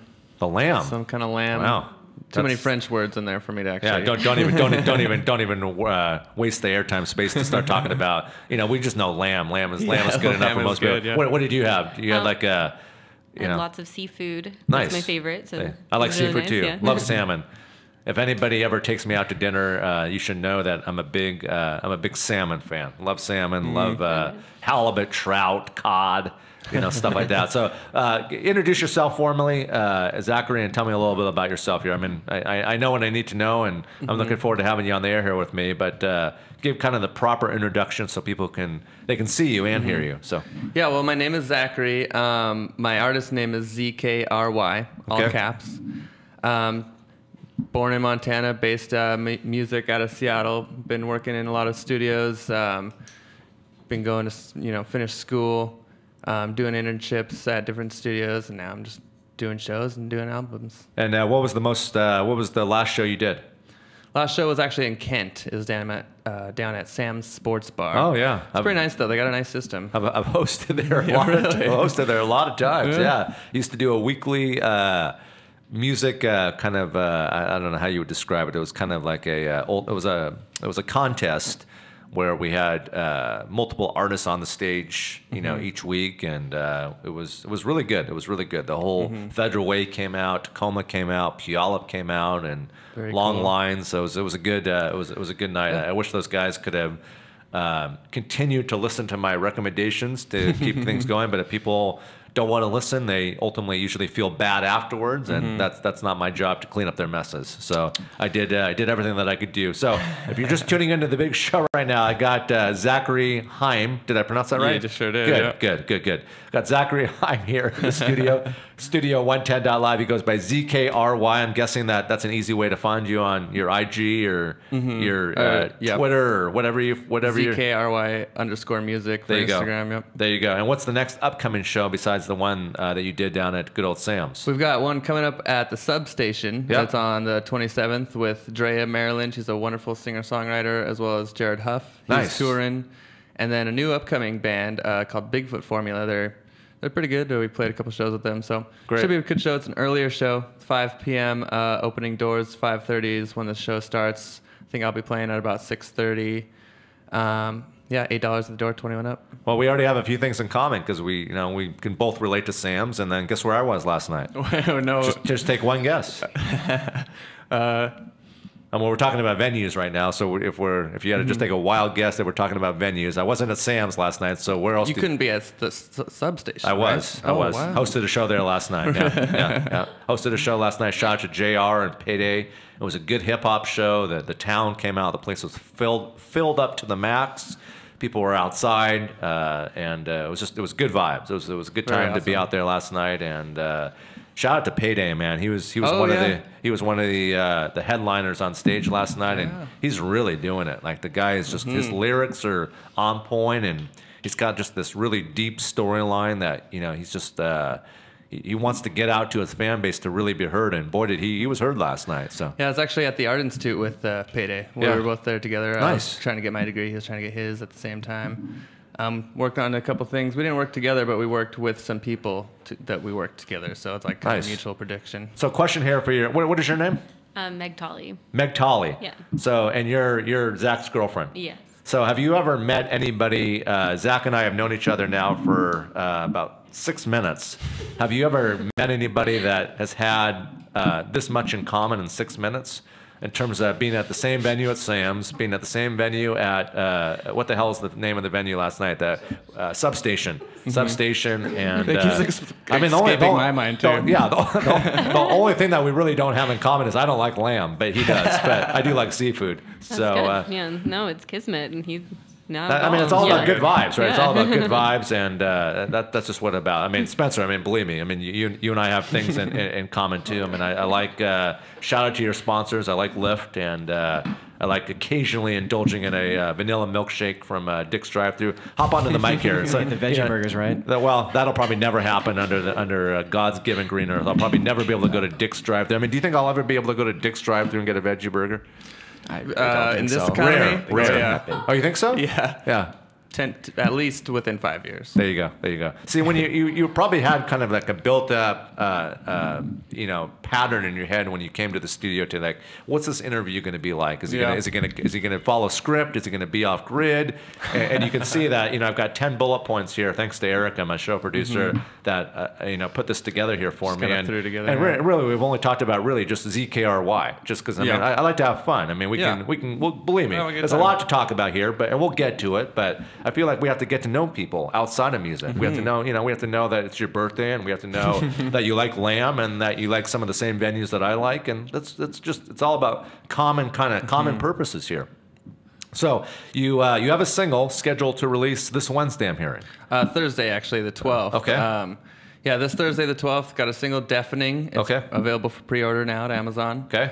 Really great track. I got some music visual videos coming out with it too, like some EQ visuals. Should be pretty cool. Nice. Can that be played today on the air, or do we have to? No. Not on YouTube yet. No, it's not. It's on my SoundCloud, but it's all private. Okay. So. Well, next time you come in, we'll. I do like Spencer can attest to this. I just played Couple songs, four of his records Four. today. Yeah, yeah. Erica missed the last one when when she was bringing you guys up. But next time you come in, I would like to support more of Zachary Himes' music. So of course, we just talked about the show at Substation. It's coming up April 27th. $8 at the door. It's an earlier show, which is good, so it won't affect people's, work patterns and sleep patterns. And, if they've got kids, they can not have to pay the babysitters an arm and a leg to come out and support. 21 and up. The bar there is actually really nice. It's a nice venue. I've been there a couple of times. I'm pretty excited to play there. I'm pretty excited to hear this sound on the system, the set on this new system. And it's just kind of where it's located. It's just kind of in a funky part of the city. Like the address is 45th Street. So when you think of 45th Street, you think of Dick's, and you think of like the old school Gill 45th movie theater pretty and hidden, though. Wallingford Center. But then you go up 45th, and you go like kind of past the main hill that goes down to Fremont, and people out of state right now are thinking like. He's describing streets that, like, I have no idea where they are, but no big deal. I'm just talking They're about. imagining their own 45th. There you go. There you go. And then you just go down this really windy hill, and then you go through a residential neighborhood, and it's actually like in a residential It's neighborhood. kind of dark too. It's Yeah. pretty Have you dark. been there? Yeah, I've been there a few times. Yeah. It's a good venue, man. The acoustics are good in there, and it's nice. They did a good job with that. So I'm not sure who's the brilliance behind that venue, but It almost feels like a secret warehouse party when it's super. it kind of does, yeah. You know, Kind of when you're driving by, it just kind of has that overall vibe to it. Yeah. So let's talk about. I'm hearing that we can talk about a single called "Nothing Special." Yeah, I got a couple singles coming out, a few that are coming out. I'm doing it more single releases over time instead of doing an album because of just marketing reasons. And so I've got a few coming out with some really, really talented singers. Drea Maryland, again, playing a show with her. We're also doing some songs together. Nothing special. We're looking right now for some music video producers. We're shopping around for different ones, trying to find out. I may have a few people I can introduce you to off the air for that, That'd be great. depending on kind of the budget that you have to work with. Got a and- pretty good budget. Okay, good. So we can probably align you up with some people that I can pass you on and see if we can make a good business marriage happen. So you also did some collaborations with Andrew Jimenez. Yeah, he's really great too. We've actually got a newer. That's the most recent one coming up. It's called Beasts and Wolves? Yeah, it's Yep. it's a song about cool, man. Diogenes. Diogenes, the philosopher from early, I think it's like first century. I don't really remember, like first to some century. And it's kind of an EDM song, but we'd have a lot of acoustic instruments, guitar, saxophone, strings, all live performed, some at just various studios around town. Nice. So it should be pretty good. And then it's going to be remixed too. Got a scheduled remix from a local DJ named Faraday. He's a local resident at Foundation Nightclub. And I'm hearing he's going to be releasing a remix for you, Well, he's going to be releasing, just his remix of it. but it's your song. Yeah, he's going to release in ZKRY Yeah. and Andrew Jimenez. Cool. Beasts and Wolves. So now you got big club DJs at big club venues wanting to collaborate with you to kind of put their Yeah. own ingredients, their own kind of sugar and spice ultimately on your records. Must Yeah. feel good, right? Yeah, it does. Not only that, some other artists too, like Spencer Glenn, for example. He's a bigger, more acoustic style artist who's over 2K likes on Facebook. Doing shows all over town with pretty big artists. So I did his first self-titled album, produced the whole thing myself, and then we did a song together called "Break the Moon," which was released about last year sometime. I think I've heard that song. And then yeah, Yeah. it was Yeah, pretty yeah. good. And then he released his own acoustic version of that same song. So. Where do you do your music? Where do you produce it at? I do a lot of my mixing at home, kind of like a home studio. Oh, nice. I had my degree at the Art Institute for audio engineering, so I kind of know how to maneuver stuff and just get the right equipment to make it sound studio professional without spending, $100 every time I need to get a So do you have recording Pro done. Tools? You have the whole setup in there? I just use basically Ableton 10, Uh-huh. and way more plugins that are needed. Nice. Well, it's good. It's convenient, huh? You just like after you guys have dinner or whatever, or watch a movie, you just say, "I'm going to the studio," and you're probably preparing for your next music class, huh? That's the way that Exactly. goes down at the household, huh? So it looks like you've accomplished quite a few things here, buddy. The next kind of order of business to discuss is this Peter Gabriel business, who's obviously a big time. Oh yeah, I mean, it was just a little thing. I was at the Mascazzi Music Studios, was doing my internship, and he just put me on a project. It was like, hey, I'm going to need you to mix some of these small things for this album. Spent only about a week on it, but well, just still- the still a opportunity. pretty big deal, yeah. What's he like? I mean, I didn't meet him personally. We just had the recordings. It was all like post-production stuff. So I Nice. didn't get to meet him, but Michael Kotze is his guitarist, the Yeah. producer for the Mascazzi Music. So Nice. he was the main guy. So that's why we had that connect. We also worked on some movies and stuff like that while I was in the studio, like post-production stuff. So kind of getting those different mixing techniques really helped with my music production as Did well. you feel like the pressure was a little bit on when you were asked to start Absolutely. I to mean, when I to get involved with a Peter Gabriel project? I mean, it's kind of a big deal, right? I was nervous every day, but also I was like working full time and going to school full time. So like I was coming in nervous, but also like so tired that I would like doze off, and like he would be okay with it because he understood. I'd come in, we'd do 5-hour sessions. So like depending on what we were doing, I'd be either working hard or I'd just be watching him. And How much critiquing was going on in terms of like you would create something and then they'd want to go back to the the ultimate shape? yeah, a more? few times. It was pretty much the first time I did it. He was like, he asked me to sweeten, in parentheses, the audience. So like at the very end of the song, I had to sweeten the audience to make it sound like more realistic from the recording that we had, and maybe like add some other stuff to like make it sound like a real audience. And so I did that, and it was like, he's like, the audience is too big, too much reverb, all this stuff. And I was like, dang it. I was like, it was a learning experience. Well, yeah, And, I mean, it's like you ultimately gave him what he wanted to hear, and like I said, I mean, no one's perfect, and you went back, and I'm sure he was happy the second go around. yeah, got it all worked out. And so if you're just tuning in right now to the Big Show Studio 110.live, I got Zachary Heim here in the studio. And I'm sorry, I'm terrible with names. Phone numbers I can remember all day. If you ask me the phone number of downtown Nordstrom's, I'll lip it off to you right. I'll lip it off to you right now. Random phone numbers all day, but names sometimes terrible with. It's just something that we all have to work on things. I mean, that's just sometimes I got to polish up on my names. Thank goodness for a good show producer like Erica to have people's names here bulleted out in bold print. So, it's pretty much like, you just can't miss it. So, your name again, please? It's Meg Tolley. Meg Tolley, if you can come a little closer to the mic here. So, where are you a music teacher at? I teach at Challenger Elementary School. Challenger, and where's that at? That's in Issaquah, Washington. Issaquah, okay. Yeah. Okay, so it probably wasn't too far of a drive then. Is that where you guys live, Issaquah? Or? No, we live in Capitol Hill. Seattle. Oh, okay. Yeah. I do too. So you're teaching all during the school calendar year? Or? Yeah, during the school calendar year, K through 5, general music, yeah. Wow. Gotta have some patience for that. Oh, yeah. That sounds tough. And so walk me through kind of an average day in your classroom. It's 30-minute sessions of classes, and the age range can go from teaching kindergartners to teaching fourth graders, and they're back-to-back and like 5 classes at a time. Do you give them a lot of homework?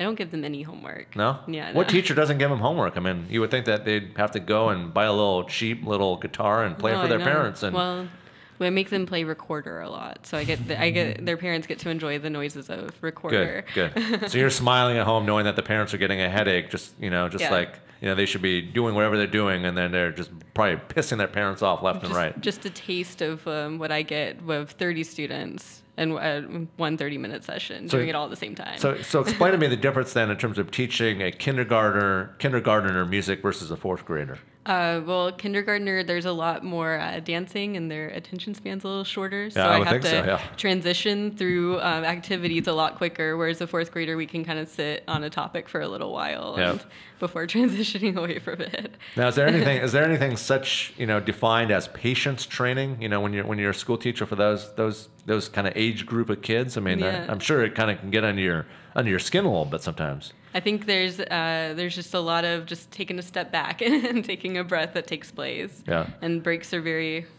useful for that. You must live for summer vacation, huh? I mean, that's I probably get one of the very biggest, excited about it. Yeah. one of the best perks of being a teacher. You just how many months off do you get a year? I mean, Like a month and a half in Oh, that's it? total. Yeah, we do professional development training during the okay. summer a lot. Yeah. But then you get the Christmas, which is what, 2 weeks? Yeah. And then spring break, and then all the Exactly. holidays.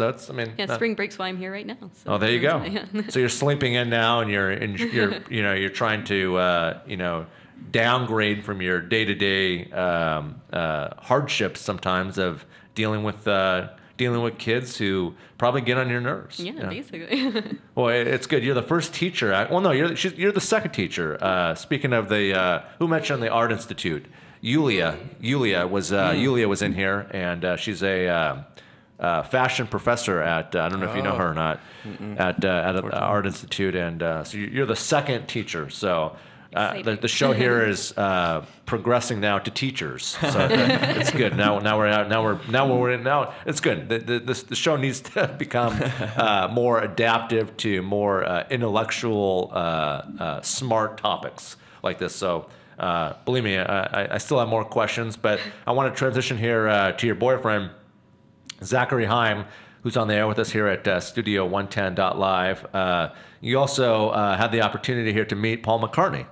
Yeah, I thought that would be a fun bullet point to write down because It's pretty big. yeah, this is kind of a big deal. I should have addressed him as Sir Paul McCartney, right? Yeah, right. Yeah, sorry. I mean, I guess Dave Grohl was there too, but I mean, okay. Yeah. I'm just kidding. So talk about that. I don't leave out any details either. I mean, how did this all go down? So we didn't actually. Okay, I gotta admit, we didn't actually talk to each other. But here's what happened.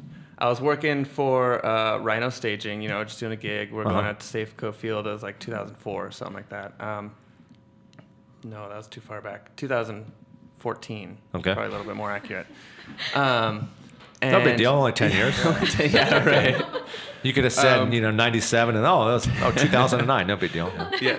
Yeah. And so I thought it was just going to be a stagehand, got there, just kind of waiting for the show to end. We got free tickets for just being there, which was awesome. So I was out there just like watching the show. It's at Safeco Field. And we're about ready the show's about ready to end. We're all in a little group. And then somebody just comes, this like big security guy comes, just frantic looking, saying, we need someone who can wrap cables. Can anybody wrap cables? And at the time I was at the Art Institute, I was like, yeah, I can wrap cables. He's like, you can wrap cables? I was like, I go to the Art Institute. He's like, come with me. So And he's probably thinking, what's the Art Institute? The guy probably lives in London. He has no clue what the Art Institute is. And it's good he volunteered to wrap cables, though. Yeah, right. Yeah. So we go through like 8 levels of security, just like, we're just going through. He's like, stay here, stand here. So I was like, okay, I'm going to stand here. I didn't realize at first, but he walked away, and then I looked forward, and I realized that I am right off of the stage where they're finishing their set. So like, there's the stage, like probably maybe like 20 feet in front of me. Here's where they're gonna come off the stage, and then here's me standing there just waiting. Did you get chills, goosebumps? I mean, Yeah, at that point I was just like, I just realized like speechless? exactly, like Yeah. I didn't realize what was going on until that moment, and then I just like they finished some song where they were all playing, and then Dave Grohl came off. He just like looked at me and then like gave this other girl a hug, and they like walked off, and then Paul McCartney came much slower and came off the stage and looked right at me And said, thank you for wrapping my cables? No, I didn't wrap his cable yet. And he looked at me, and I got all nervous, and so I nodded at him, and he nodded right back at me in this like very like I'm Paul McCartney way. And he's probably thinking, like, it's always been a dream of mine to meet a student Yeah. from the Art Institute. Exactly. And then he just walked away. And then Was he wearing like a hot pink suit or hot yellow? I mean, doesn't I don't polka remember what he dots? was wearing. I remember like the look in his eye though when he looked at me. Well, good. I mean, you've accomplished more than a lot of people in terms of getting a nod from Paul McCartney. So there you I go. was like blessed. And then I went out to the stage and I wrapped his cable in front of like 30,000 people. And what was that like? Did you wave to anybody? No, Did you? I was like looking at their like. Did you want to get on the the piano shoulder. and play a couple tunes, or? They were already by that time. They're already like wrapping up. Like things were moving. People were on stage. Like I was just like, "Where's Waldo?" type of situation. Yeah. So since people can see you here, we're an audio and visual type of show. Give me the nod that went down for Paul McCartney so I can see it. He was like, Very good. this. Okay, I'm gonna try. He was like this. I can't do it, man. He's so good. Like I can't even like imagine like doing it with this mustache. Was it like this? Or No, was no, it just it was like this? really like a respectful like. Like a tip of your you hat exist. almost. Yeah, like a tip. Yeah, like a tip of your hat. Okay. But he was like also kind of like he was going in for a hug from somebody else, but he was looking at me. He was like, I was like, dude. And were you tempted to Paul at least? McCartney. Were you tempted to at least like put your hand down and like actually introduce yourself, or you just At that point, I couldn't do anything but like just like put my head down because like, you were just I was mesmerized? just like I couldn't even think of like what to do like, at that point. Yeah, I mean, I get that. I mean, a lot of people probably feel that way around a lot of artists, and like I said, I mean, you were on the same stage as Paul McCartney, and you Right. got a nod. So that's And with most artists, big artists, I'd just be like, oh, he's just another guy, give him a high five. But like, I don't know, something about the Beatles, just like crazy, yeah, that's definitely an accomplishment. I'm glad that was on my show prep for the show because I would have felt terrible if I would have been told after you walked out of the studio, oh, he met Paul McCartney. It's like, yeah, I would have made you come back and I would have signed back on to extend the show out just to be able to add on that you met Paul McCartney. What would be some of your recommendations, Zachary, for an up-and-coming artist to be able to develop a pattern, a sound like you've been able to do for your stage sets and your songs that you've recorded in the studio? Just, what would be your thought process and your recommendations to pass on to an up-and-coming artist trying to kind of have that Zachary Heim type of sound? Well, it depends on what kind of music you're doing. If it's more acoustical instruments type of stuff, then yeah, just practice your instrument as much as possible. If you're doing primarily a DJ set, then you really got to know how your music should look on a spectrum analyzer. You should, of course, listen to it, make sure it sounds good, but you want to make sure levels are good everywhere by knowing what a spectrum should look like with mastered songs. So finding a good mastering engineer is also important, making sure your levels are good, make sure you have good references. Always check your stuff in different references. With my set being more kind of acoustic and electric, it's kind of challenging because I have to like do live mixing every night, every time I go to a different venue. So that's a challenge. It's still something I'm learning too. So like when you do it, you just gotta, like I said, kind of make sure to do sound checks, arrive early, always arrive early, because you don't want to be lost in a situation where, there's not enough cables, you're not able to get your set together, always be prepared. At the Sam's Sports Bar show, if I didn't show up, they didn't have a mixer, and I happened to bring a mixer because I like to be prepared. I didn't think I was going to use it. but they didn't have a mixer, and so we actually had to use mine, or else the show wouldn't have gone on. So you had to be your own sound guy? Yeah, I had to be my own sound guy. Okay, that's Yep. tough. And I've done that at many different venues. Smart of you. Smart of you. You probably have like a van, like a service van that you just have tools and stuff in. So it's a one-stop shop. Yeah. Spend a good amount of time at home making sure that like everything's organized in different like boxes. Like I have a box for like my visual effects, a box for my interfaces, for cables. I have a cable box, and I just make sure that I buy more cables than I need. So I can always have more cables than I ever, just in case like one goes out or if something happens. I have an extra interface just in case mine goes out. So just be prepared. Because, there you go.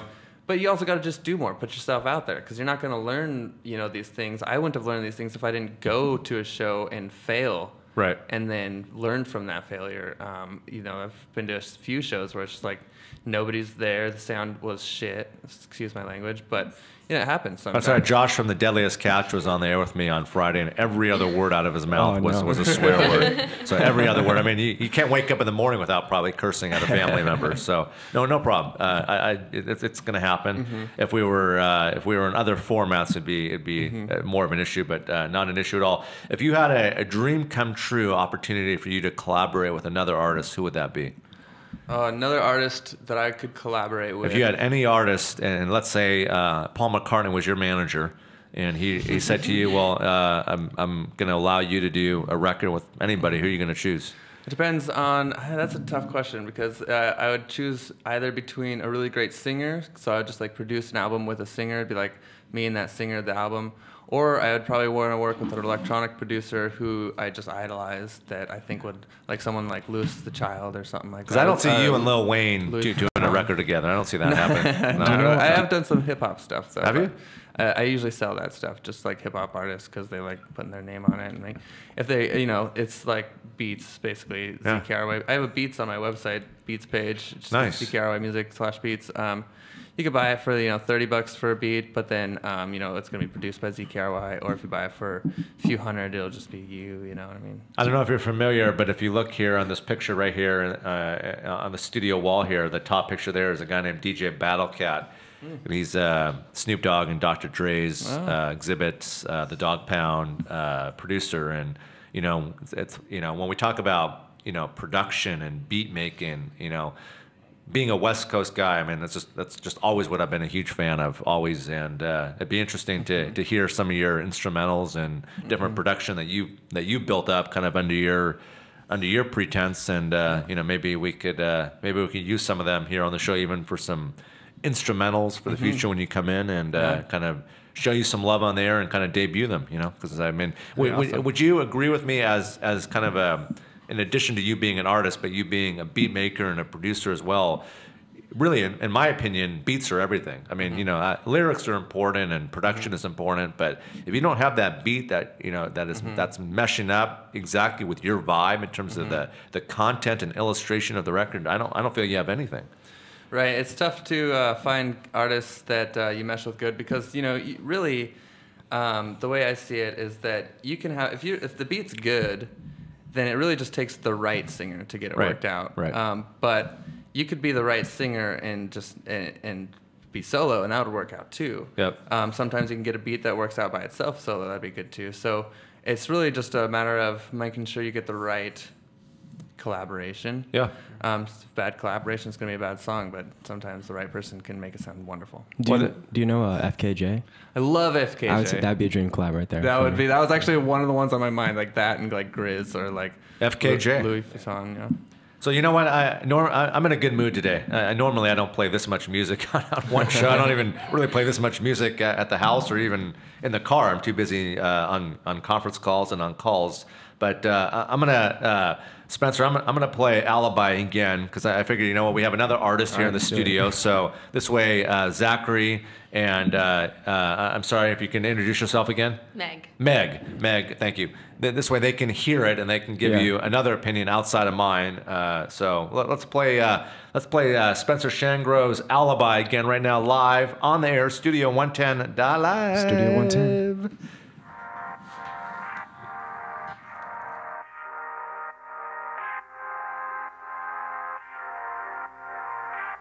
Oh, don't make me feel just like you do.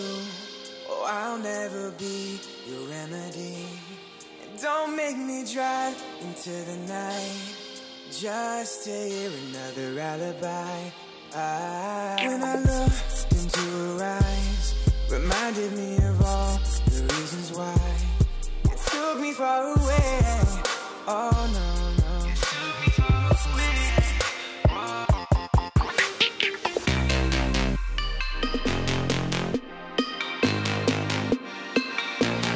Don't make me drive into the night just to hear another alibi.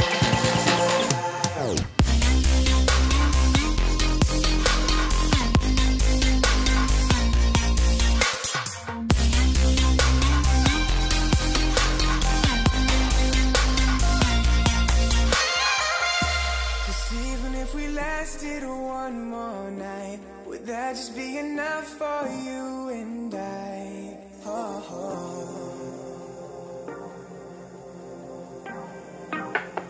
I gave you my hand when we were only hanging on. My chance to slip away, a life worth running from. A life worth running from.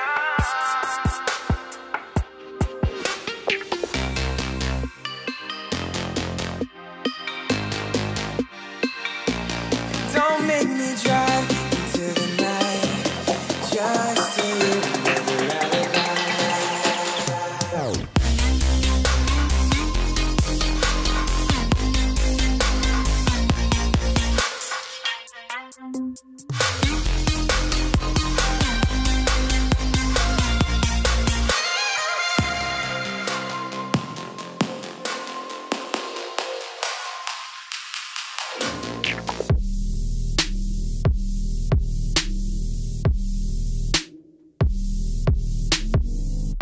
More like future house. Mics are up.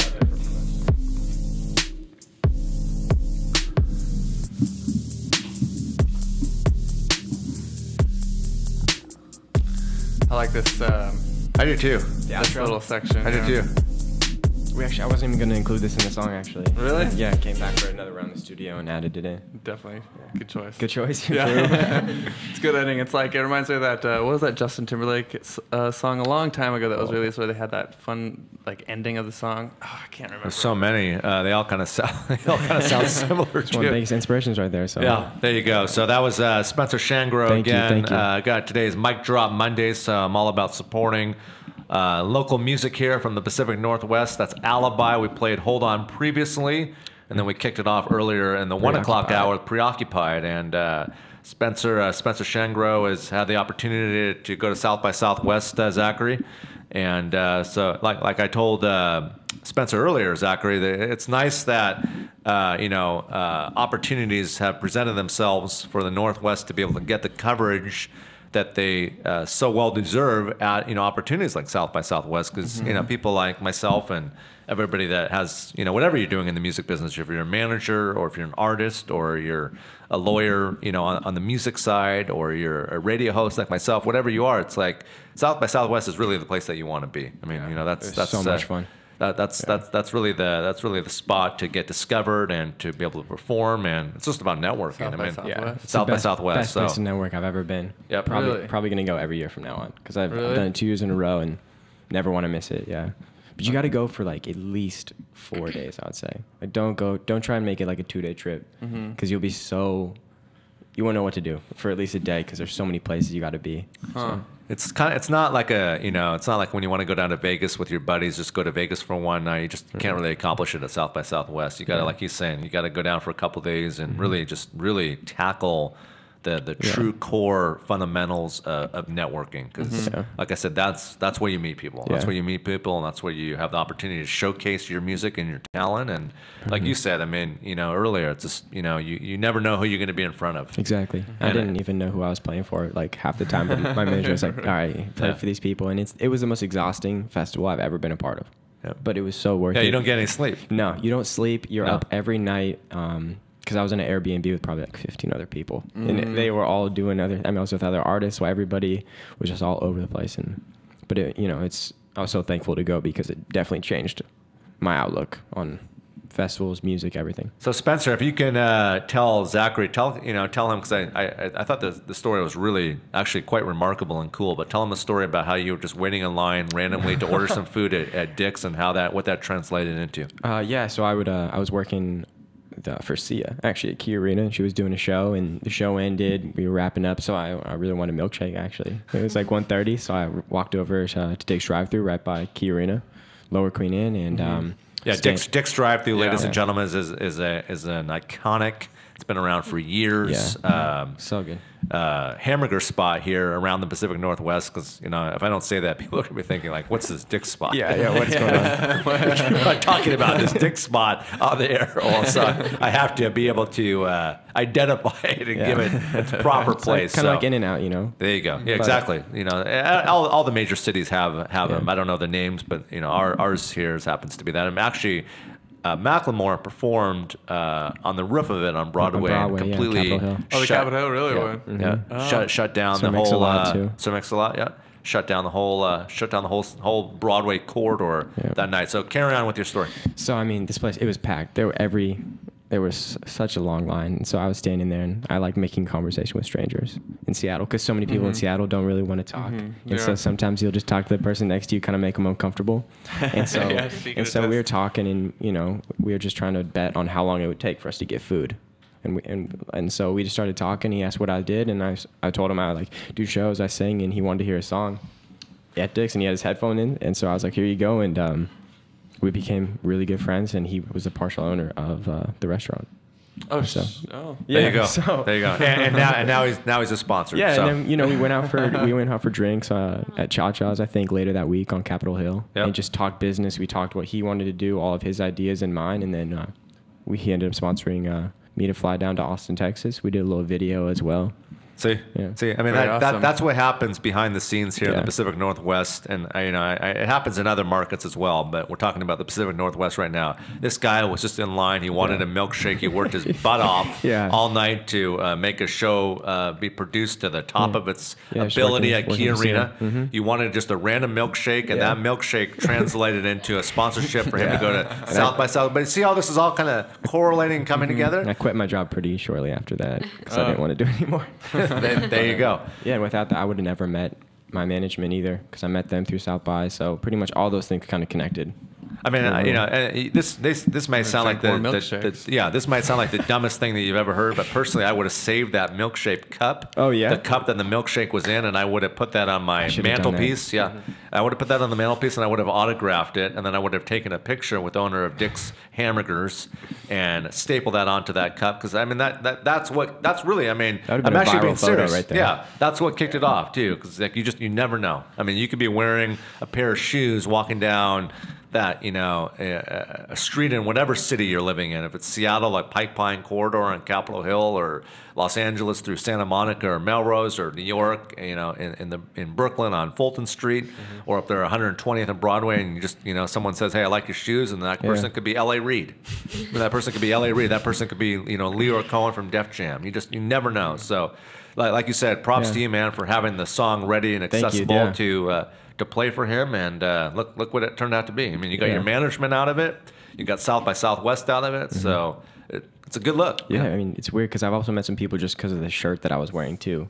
We haven't talked about the shirt. What shirt were you wearing? The shirt's a big deal. So it's an off-white shirt that says, "I only smoke when I drink." It's a total joke. But I was at a show and ended up meeting Nightmare and his girlfriend and a bunch of other people in the electronic scene, just because they were like, "Oh, I want to take a photo with your shirt." Yeah. And then we ended up becoming friends, and we ended up partying that whole night at the show.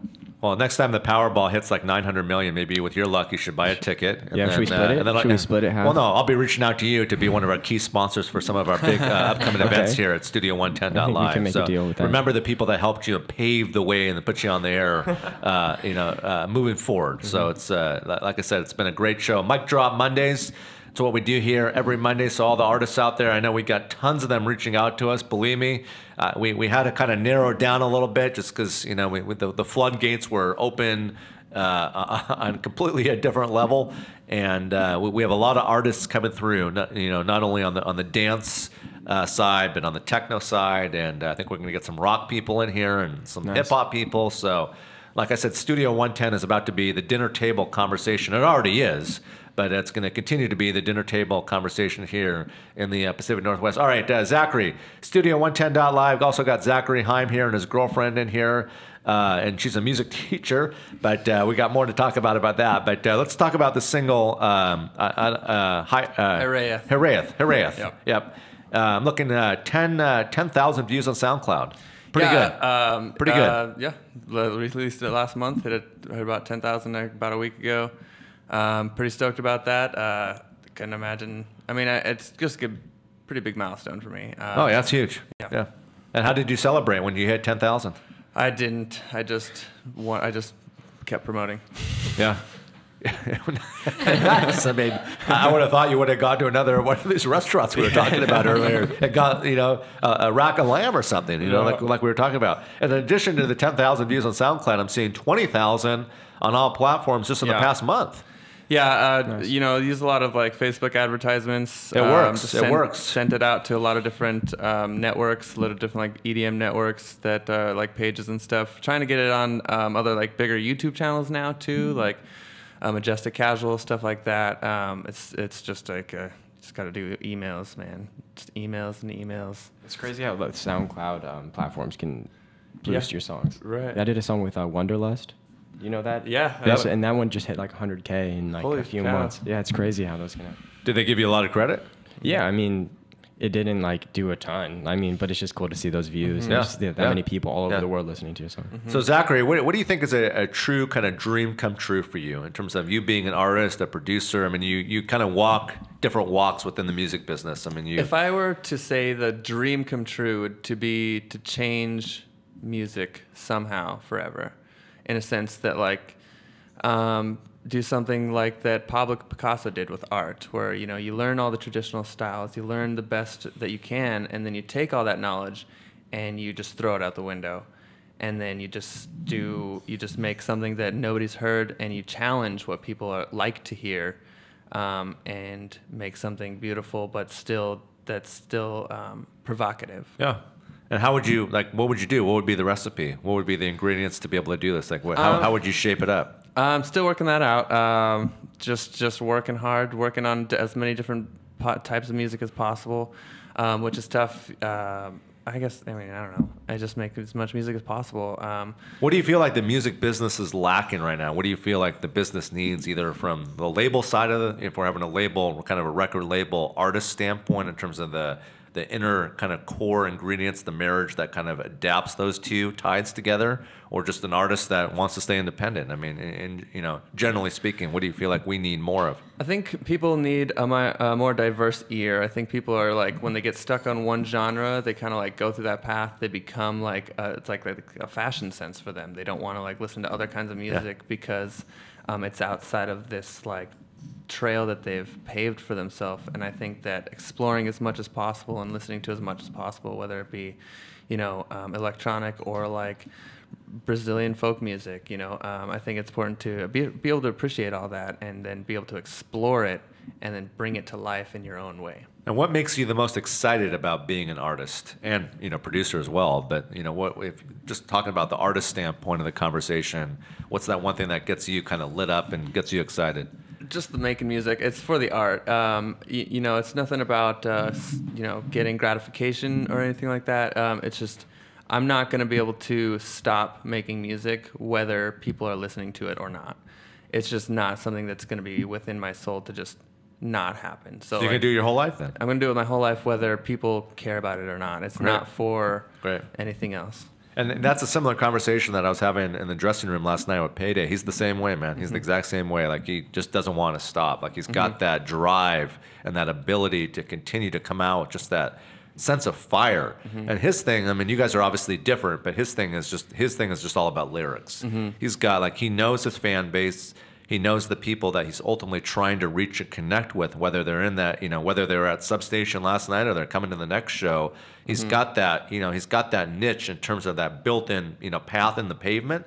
And I can see it. You know, I could see it last night from watching his show. And look, there's a lot of artists out there that, you know, do their things, but some of them care more than others in terms of, you know, the projected sound and illustration and vibe and stage set and lyrics and everything kind of, you know, in that inner working, because it's I mean, it's super important. I mean, if you don't really have, you know, the inner core ingredients, you know, as a collective effort to be a successful artist, you really don't have anything, in my opinion. Right. So I totally agree. I don't know. I mean, Spencer, do you agree with that? Oh yeah. Yeah. I mean, you gotta just like want it more than anybody. I feel. Yeah. And you got to know who you are. You got to know, you know, you got to know your brand. You got to know how to stay in your lane. You got to know how to adapt. You got to know how to take critique, and you got to know how to leave the ego at the door. Like Huey P was in here, a great example. I mean, his first song went to World Star Hip Hop and over a million on World Star, and he gave me the opportunity to play the next song before I went to World Star. And the guy's just a super humble, respectful, nice guy. He knows where he knows how he grew up, where he came from, and he's a true kind of, you know, example of an artist that I'm looking forward to continuing to have on the show and collaborating with on the air. And in addition to my guys, the High Children, Jason and Jamal, you know, you guys and Huey P, and even my guy Marquis and Chevy, you know, all these guys out here in the Northwest, they know how to stay in their own lane, but they know how to kind of pop out of that lane to kind of, you know, be able to take their fan base and be able to put it in front of them and really kind of have that top echelon picture built and illustrated, because that's what it's about. And I'm not an artist, but I've worked with enough artists in my career that I know that at the end of the day, I know it's competitive. It's extremely competitive. I mean, you know, especially for you, Spencer. I mean, your sound and your vibe, you know, there's a lot of artists out there that are trying to create kind of the movement that you're creating. But I feel like where you're ahead of the curve is a lot of them don't have management deals.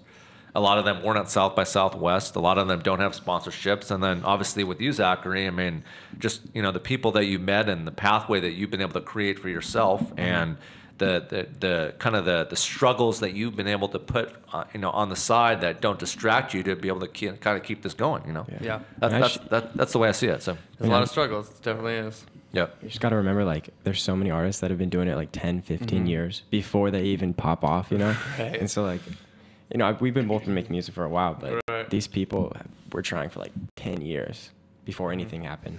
Like some of the biggest stars, I feel like, today. Like I was looking on Instagram. I follow Lady Gaga, and she just was posting that Just Dance is 10 years old.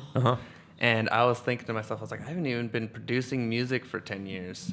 You know what I mean? And this song Time came flies. out, and it's like Time flies. time flies, and it's amazing. But at the same time, you just got to keep working hard. I mean, and keep moving forward. So I hear you have some fun things going down this Sunday. I'm hearing that you're going to be you're going to be skateboarding. You're so busy you don't even remember what you're doing, huh? Yeah, right. So you're going to be skateboarding down Profanity Hill. Yeah, Yesler Hill. It's a really big hill. Yep, I'm yep. skating. It's gonna be for a music video, basically. So like longboard, or you got what kind? Skateboard. Just skateboard. Okay. Just gonna thrash it. Dude, good luck. man. Yeah. So if it's raining, you're going to be on that wet pavement going from the top to the bottom? If it rains, I'm gonna have to reschedule. I actually was scheduled for last Sunday, and then it didn't. It rained. No, yeah, it wasn't a pretty day around here. So Doing it for a music video. Actually, the whole thing is going to be filmed on the GoPro, where I start at my apartment, which is not too far above. I start the music from the GoPro. It starts. I walk out the door, grab the skateboard, walk out the door. I'm going to go down the hill, and then the entire interaction is for a song called Rocket Power, okay. which I thought was appropriate because if anybody had watched Rocket Yeah, Power. like the show, of course. Yeah. Yes. So it's a show about, it's a Nickelodeon, old school Nickelodeon show that was about extreme sports. And so I've already got the intro for it. I've got an animated logo intro for the video too, to start off to, you know, kind of professionalize it a little bit. And then I'm going to have some people on the hill to kind of film it from their iPhone, so I can put that like kind of in the small part, like a small part of the screen for the music video. So will you be at the bottom praying then, or will you be there with a net that just in case there's an emergency that takes place, you can be at the Seattle Fire Department and ultimately you know, help your boyfriend to the fullest recovery?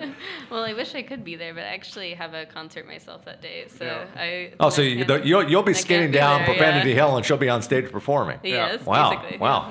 Well, you guys all have something to talk about at dinner on Sunday night. So, I mean, most people are talking about, their work week and how much they hate their boss, but you'll be talking about skating down. Should we come in? How was your night? Did you die? Yeah. How many Band-Aids do you have on you? Any broken bones? Or, I mean, if you get a call from Harborview, which is one of the local hospitals here in Seattle, you may want to end that show. I mean, hopefully there's no major talent fee associated with that stage set that you're going to be at, but I'm looking forward to hearing more about how this skateboarding video shoot goes down. Do you have a lot of cameras ready to? No, it's just gonna be just like the GoPro and the whatever's on the hill. It's gonna be straightforward, kind of like thrill on type of videos. The song Rocket Power itself is already available for pre-order as well. April 22nd. You can go to Amazon right now and get it. My producer is telling me something. What do you got? Do you have to know how to skate to go? No, anybody can go down. I'm trying to invite as many people as possible. See. I want as many people as possible to be there. To all right, so I it. should promote this then all week then, if I have time to promote it on there. That you want every skateboard imaginable. Profanity Hill. Does Seattle police know about this? I mean, are they blocking the street off for this? we're gonna close the no, street they down, don't. right? So hopefully that doesn't So you have to happen. dodge the cars then while you're going down the hill? Well, I've kind of on Sunday I'm gonna go in the same lane as the cars going down. Okay. And I can usually go about as fast as them. So Are you gonna wear a helmet or? no, sounds I've done it a few. I've practiced a bunch, but No helmet. Anybody who's going to be on there is going to be in the helmet video. won't So look good make on sure camera. if you do get there, maybe hold up a banner, hold up something that's like really cool, because whatever's on the hill while I'm going down will be in the music video.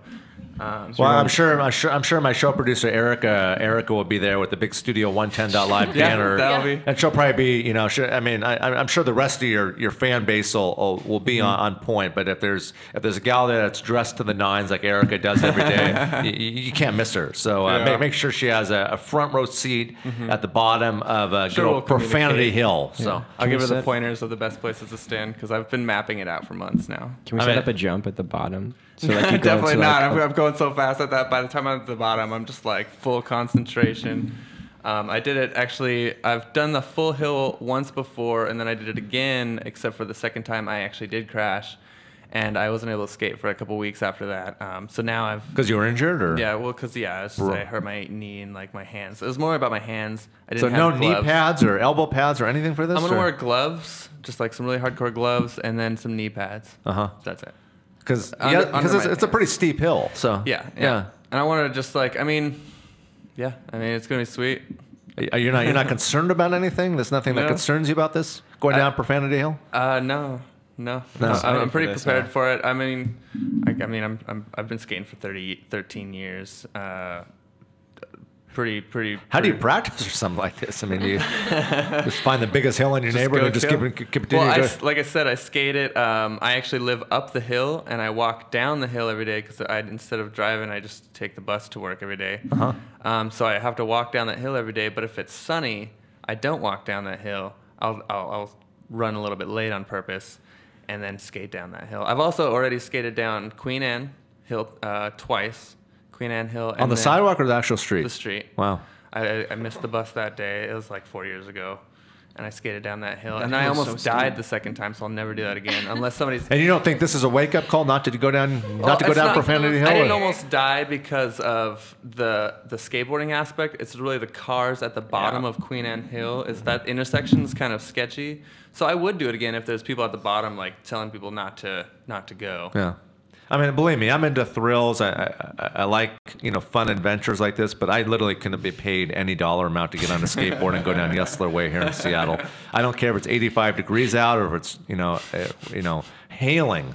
I just, but to each his own. I mean, I give you a lot of credit for, having, are you concerned about him? I mean, I understand that you're concerned about your own show, but are you concerned about your boyfriend, putting his life at risk to get on a skateboard to go down Yesler Way Hill, whatever it's called, Yeah, For well, of rocket course, power. I get concerned every time that happens, but, he's, like you said, he's been practicing a lot, so I just hope for the best.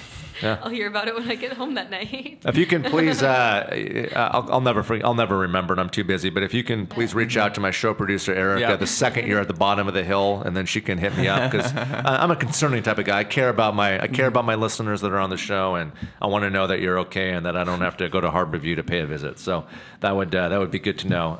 All right, let's kind of wrap it up with. You mentioned this earlier that you're all about helping other artists out, and they can go to zkrymusic.com, and zkrymusic.com is a good platform for people to be able to purchase different beats and production that you've made for artists. So, so the beats are for sale. That's the only thing that's really for sale. I also have a lot of production tools. I, for example, went into the studio and meticulously recorded every single note on a 4-octave marimba with 2 different types of Can't say I know what mallets. that is. What's a 4-octave A marimba is Marimba. just like a xylophone, but Okay. really big and made out of wood. Oh, cool. And I recorded every single note and then took those recordings and made an instrument that you can download, that producers can download, that's available through Native Instruments Contact as well as Ableton Live. It's free, and it's just a playable instrument. It's a great marimba. It's great. I use it in a lot of projects. Also, I went into the studio for 2 days, and we took a bunch of stuff that we got at various thrift stores, and we broke it all. We just broke as much stuff as possible for 2 days straight. Recorded all of it, and now every single one of those noises is also online. You could just download it to use for your own project. Well, that must have been fun. Yeah, it was a lot of fun, and it was good. It's good for promoting because it's like, who doesn't like free production tools? Yeah. But it's also good for producers because they're good production tools and it's free. So. Well, there you go. Well, I can definitely be able to say that there was a difference between last Monday's mic drop Mondays to today's. I mean, in multiple ways.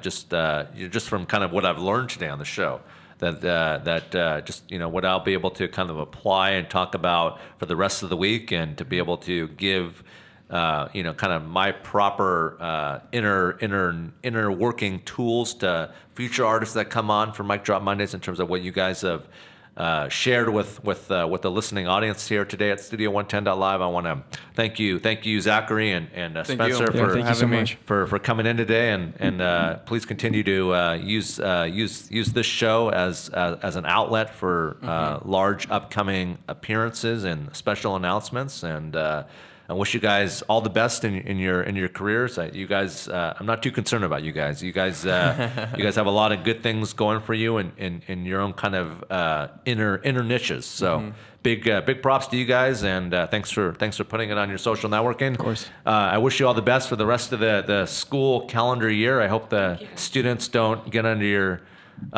skin too much, and you can be able to have a good summer vacation. Of course. If we don't see you beforehand again, and any shout outs, Zachary, that you want to give to anybody out there? Yeah, I mean, I guess I could shout out a lot of the artists that I've been working with. Well, shout 'em out. Like to shout out Drea Marilyn, really great. Like I said, Seattle-based singer-songwriter. She's doing a lot of shows as well. Check her out. Drea and the Marilyns is her Facebook.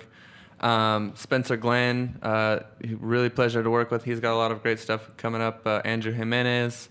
I'd like to shout out Faraday. He's going to be remixing Beasts and Wolves.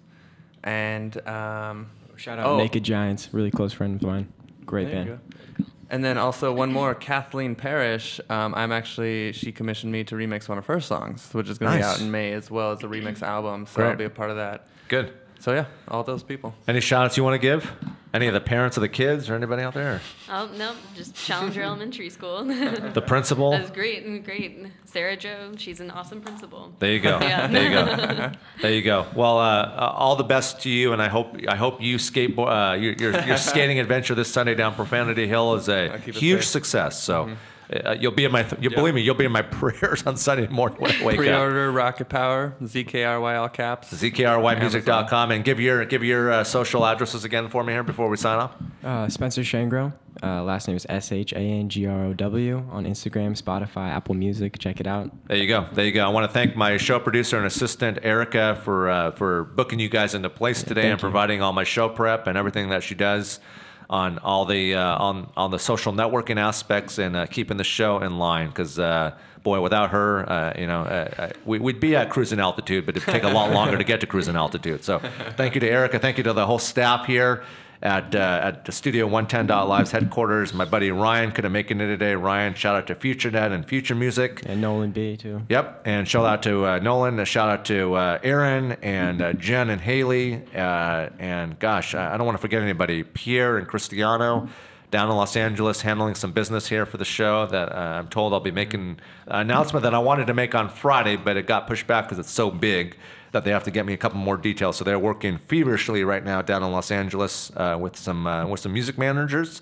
So that's that. I'll look forward to being back on the air, reporting to you right here from where we broadcast from in downtown Bellevue on the 33rd floor, overlooking all of downtown Bellevue here. And I can see good old sunny Seattle here across the water. So I hope you guys, if you're listening on the West Coast, you got about 2 hours left before you can sign off for the day. I know a lot of you don't like your bosses, and I get that, but it's Monday. I love Mondays. I love kicking off the week. So have a good night, y'all, and I'll be back tomorrow, Monday through Friday, 1 to 3. Follow us on Instagram, Studio110.live. All right? Studio110.live. Good night.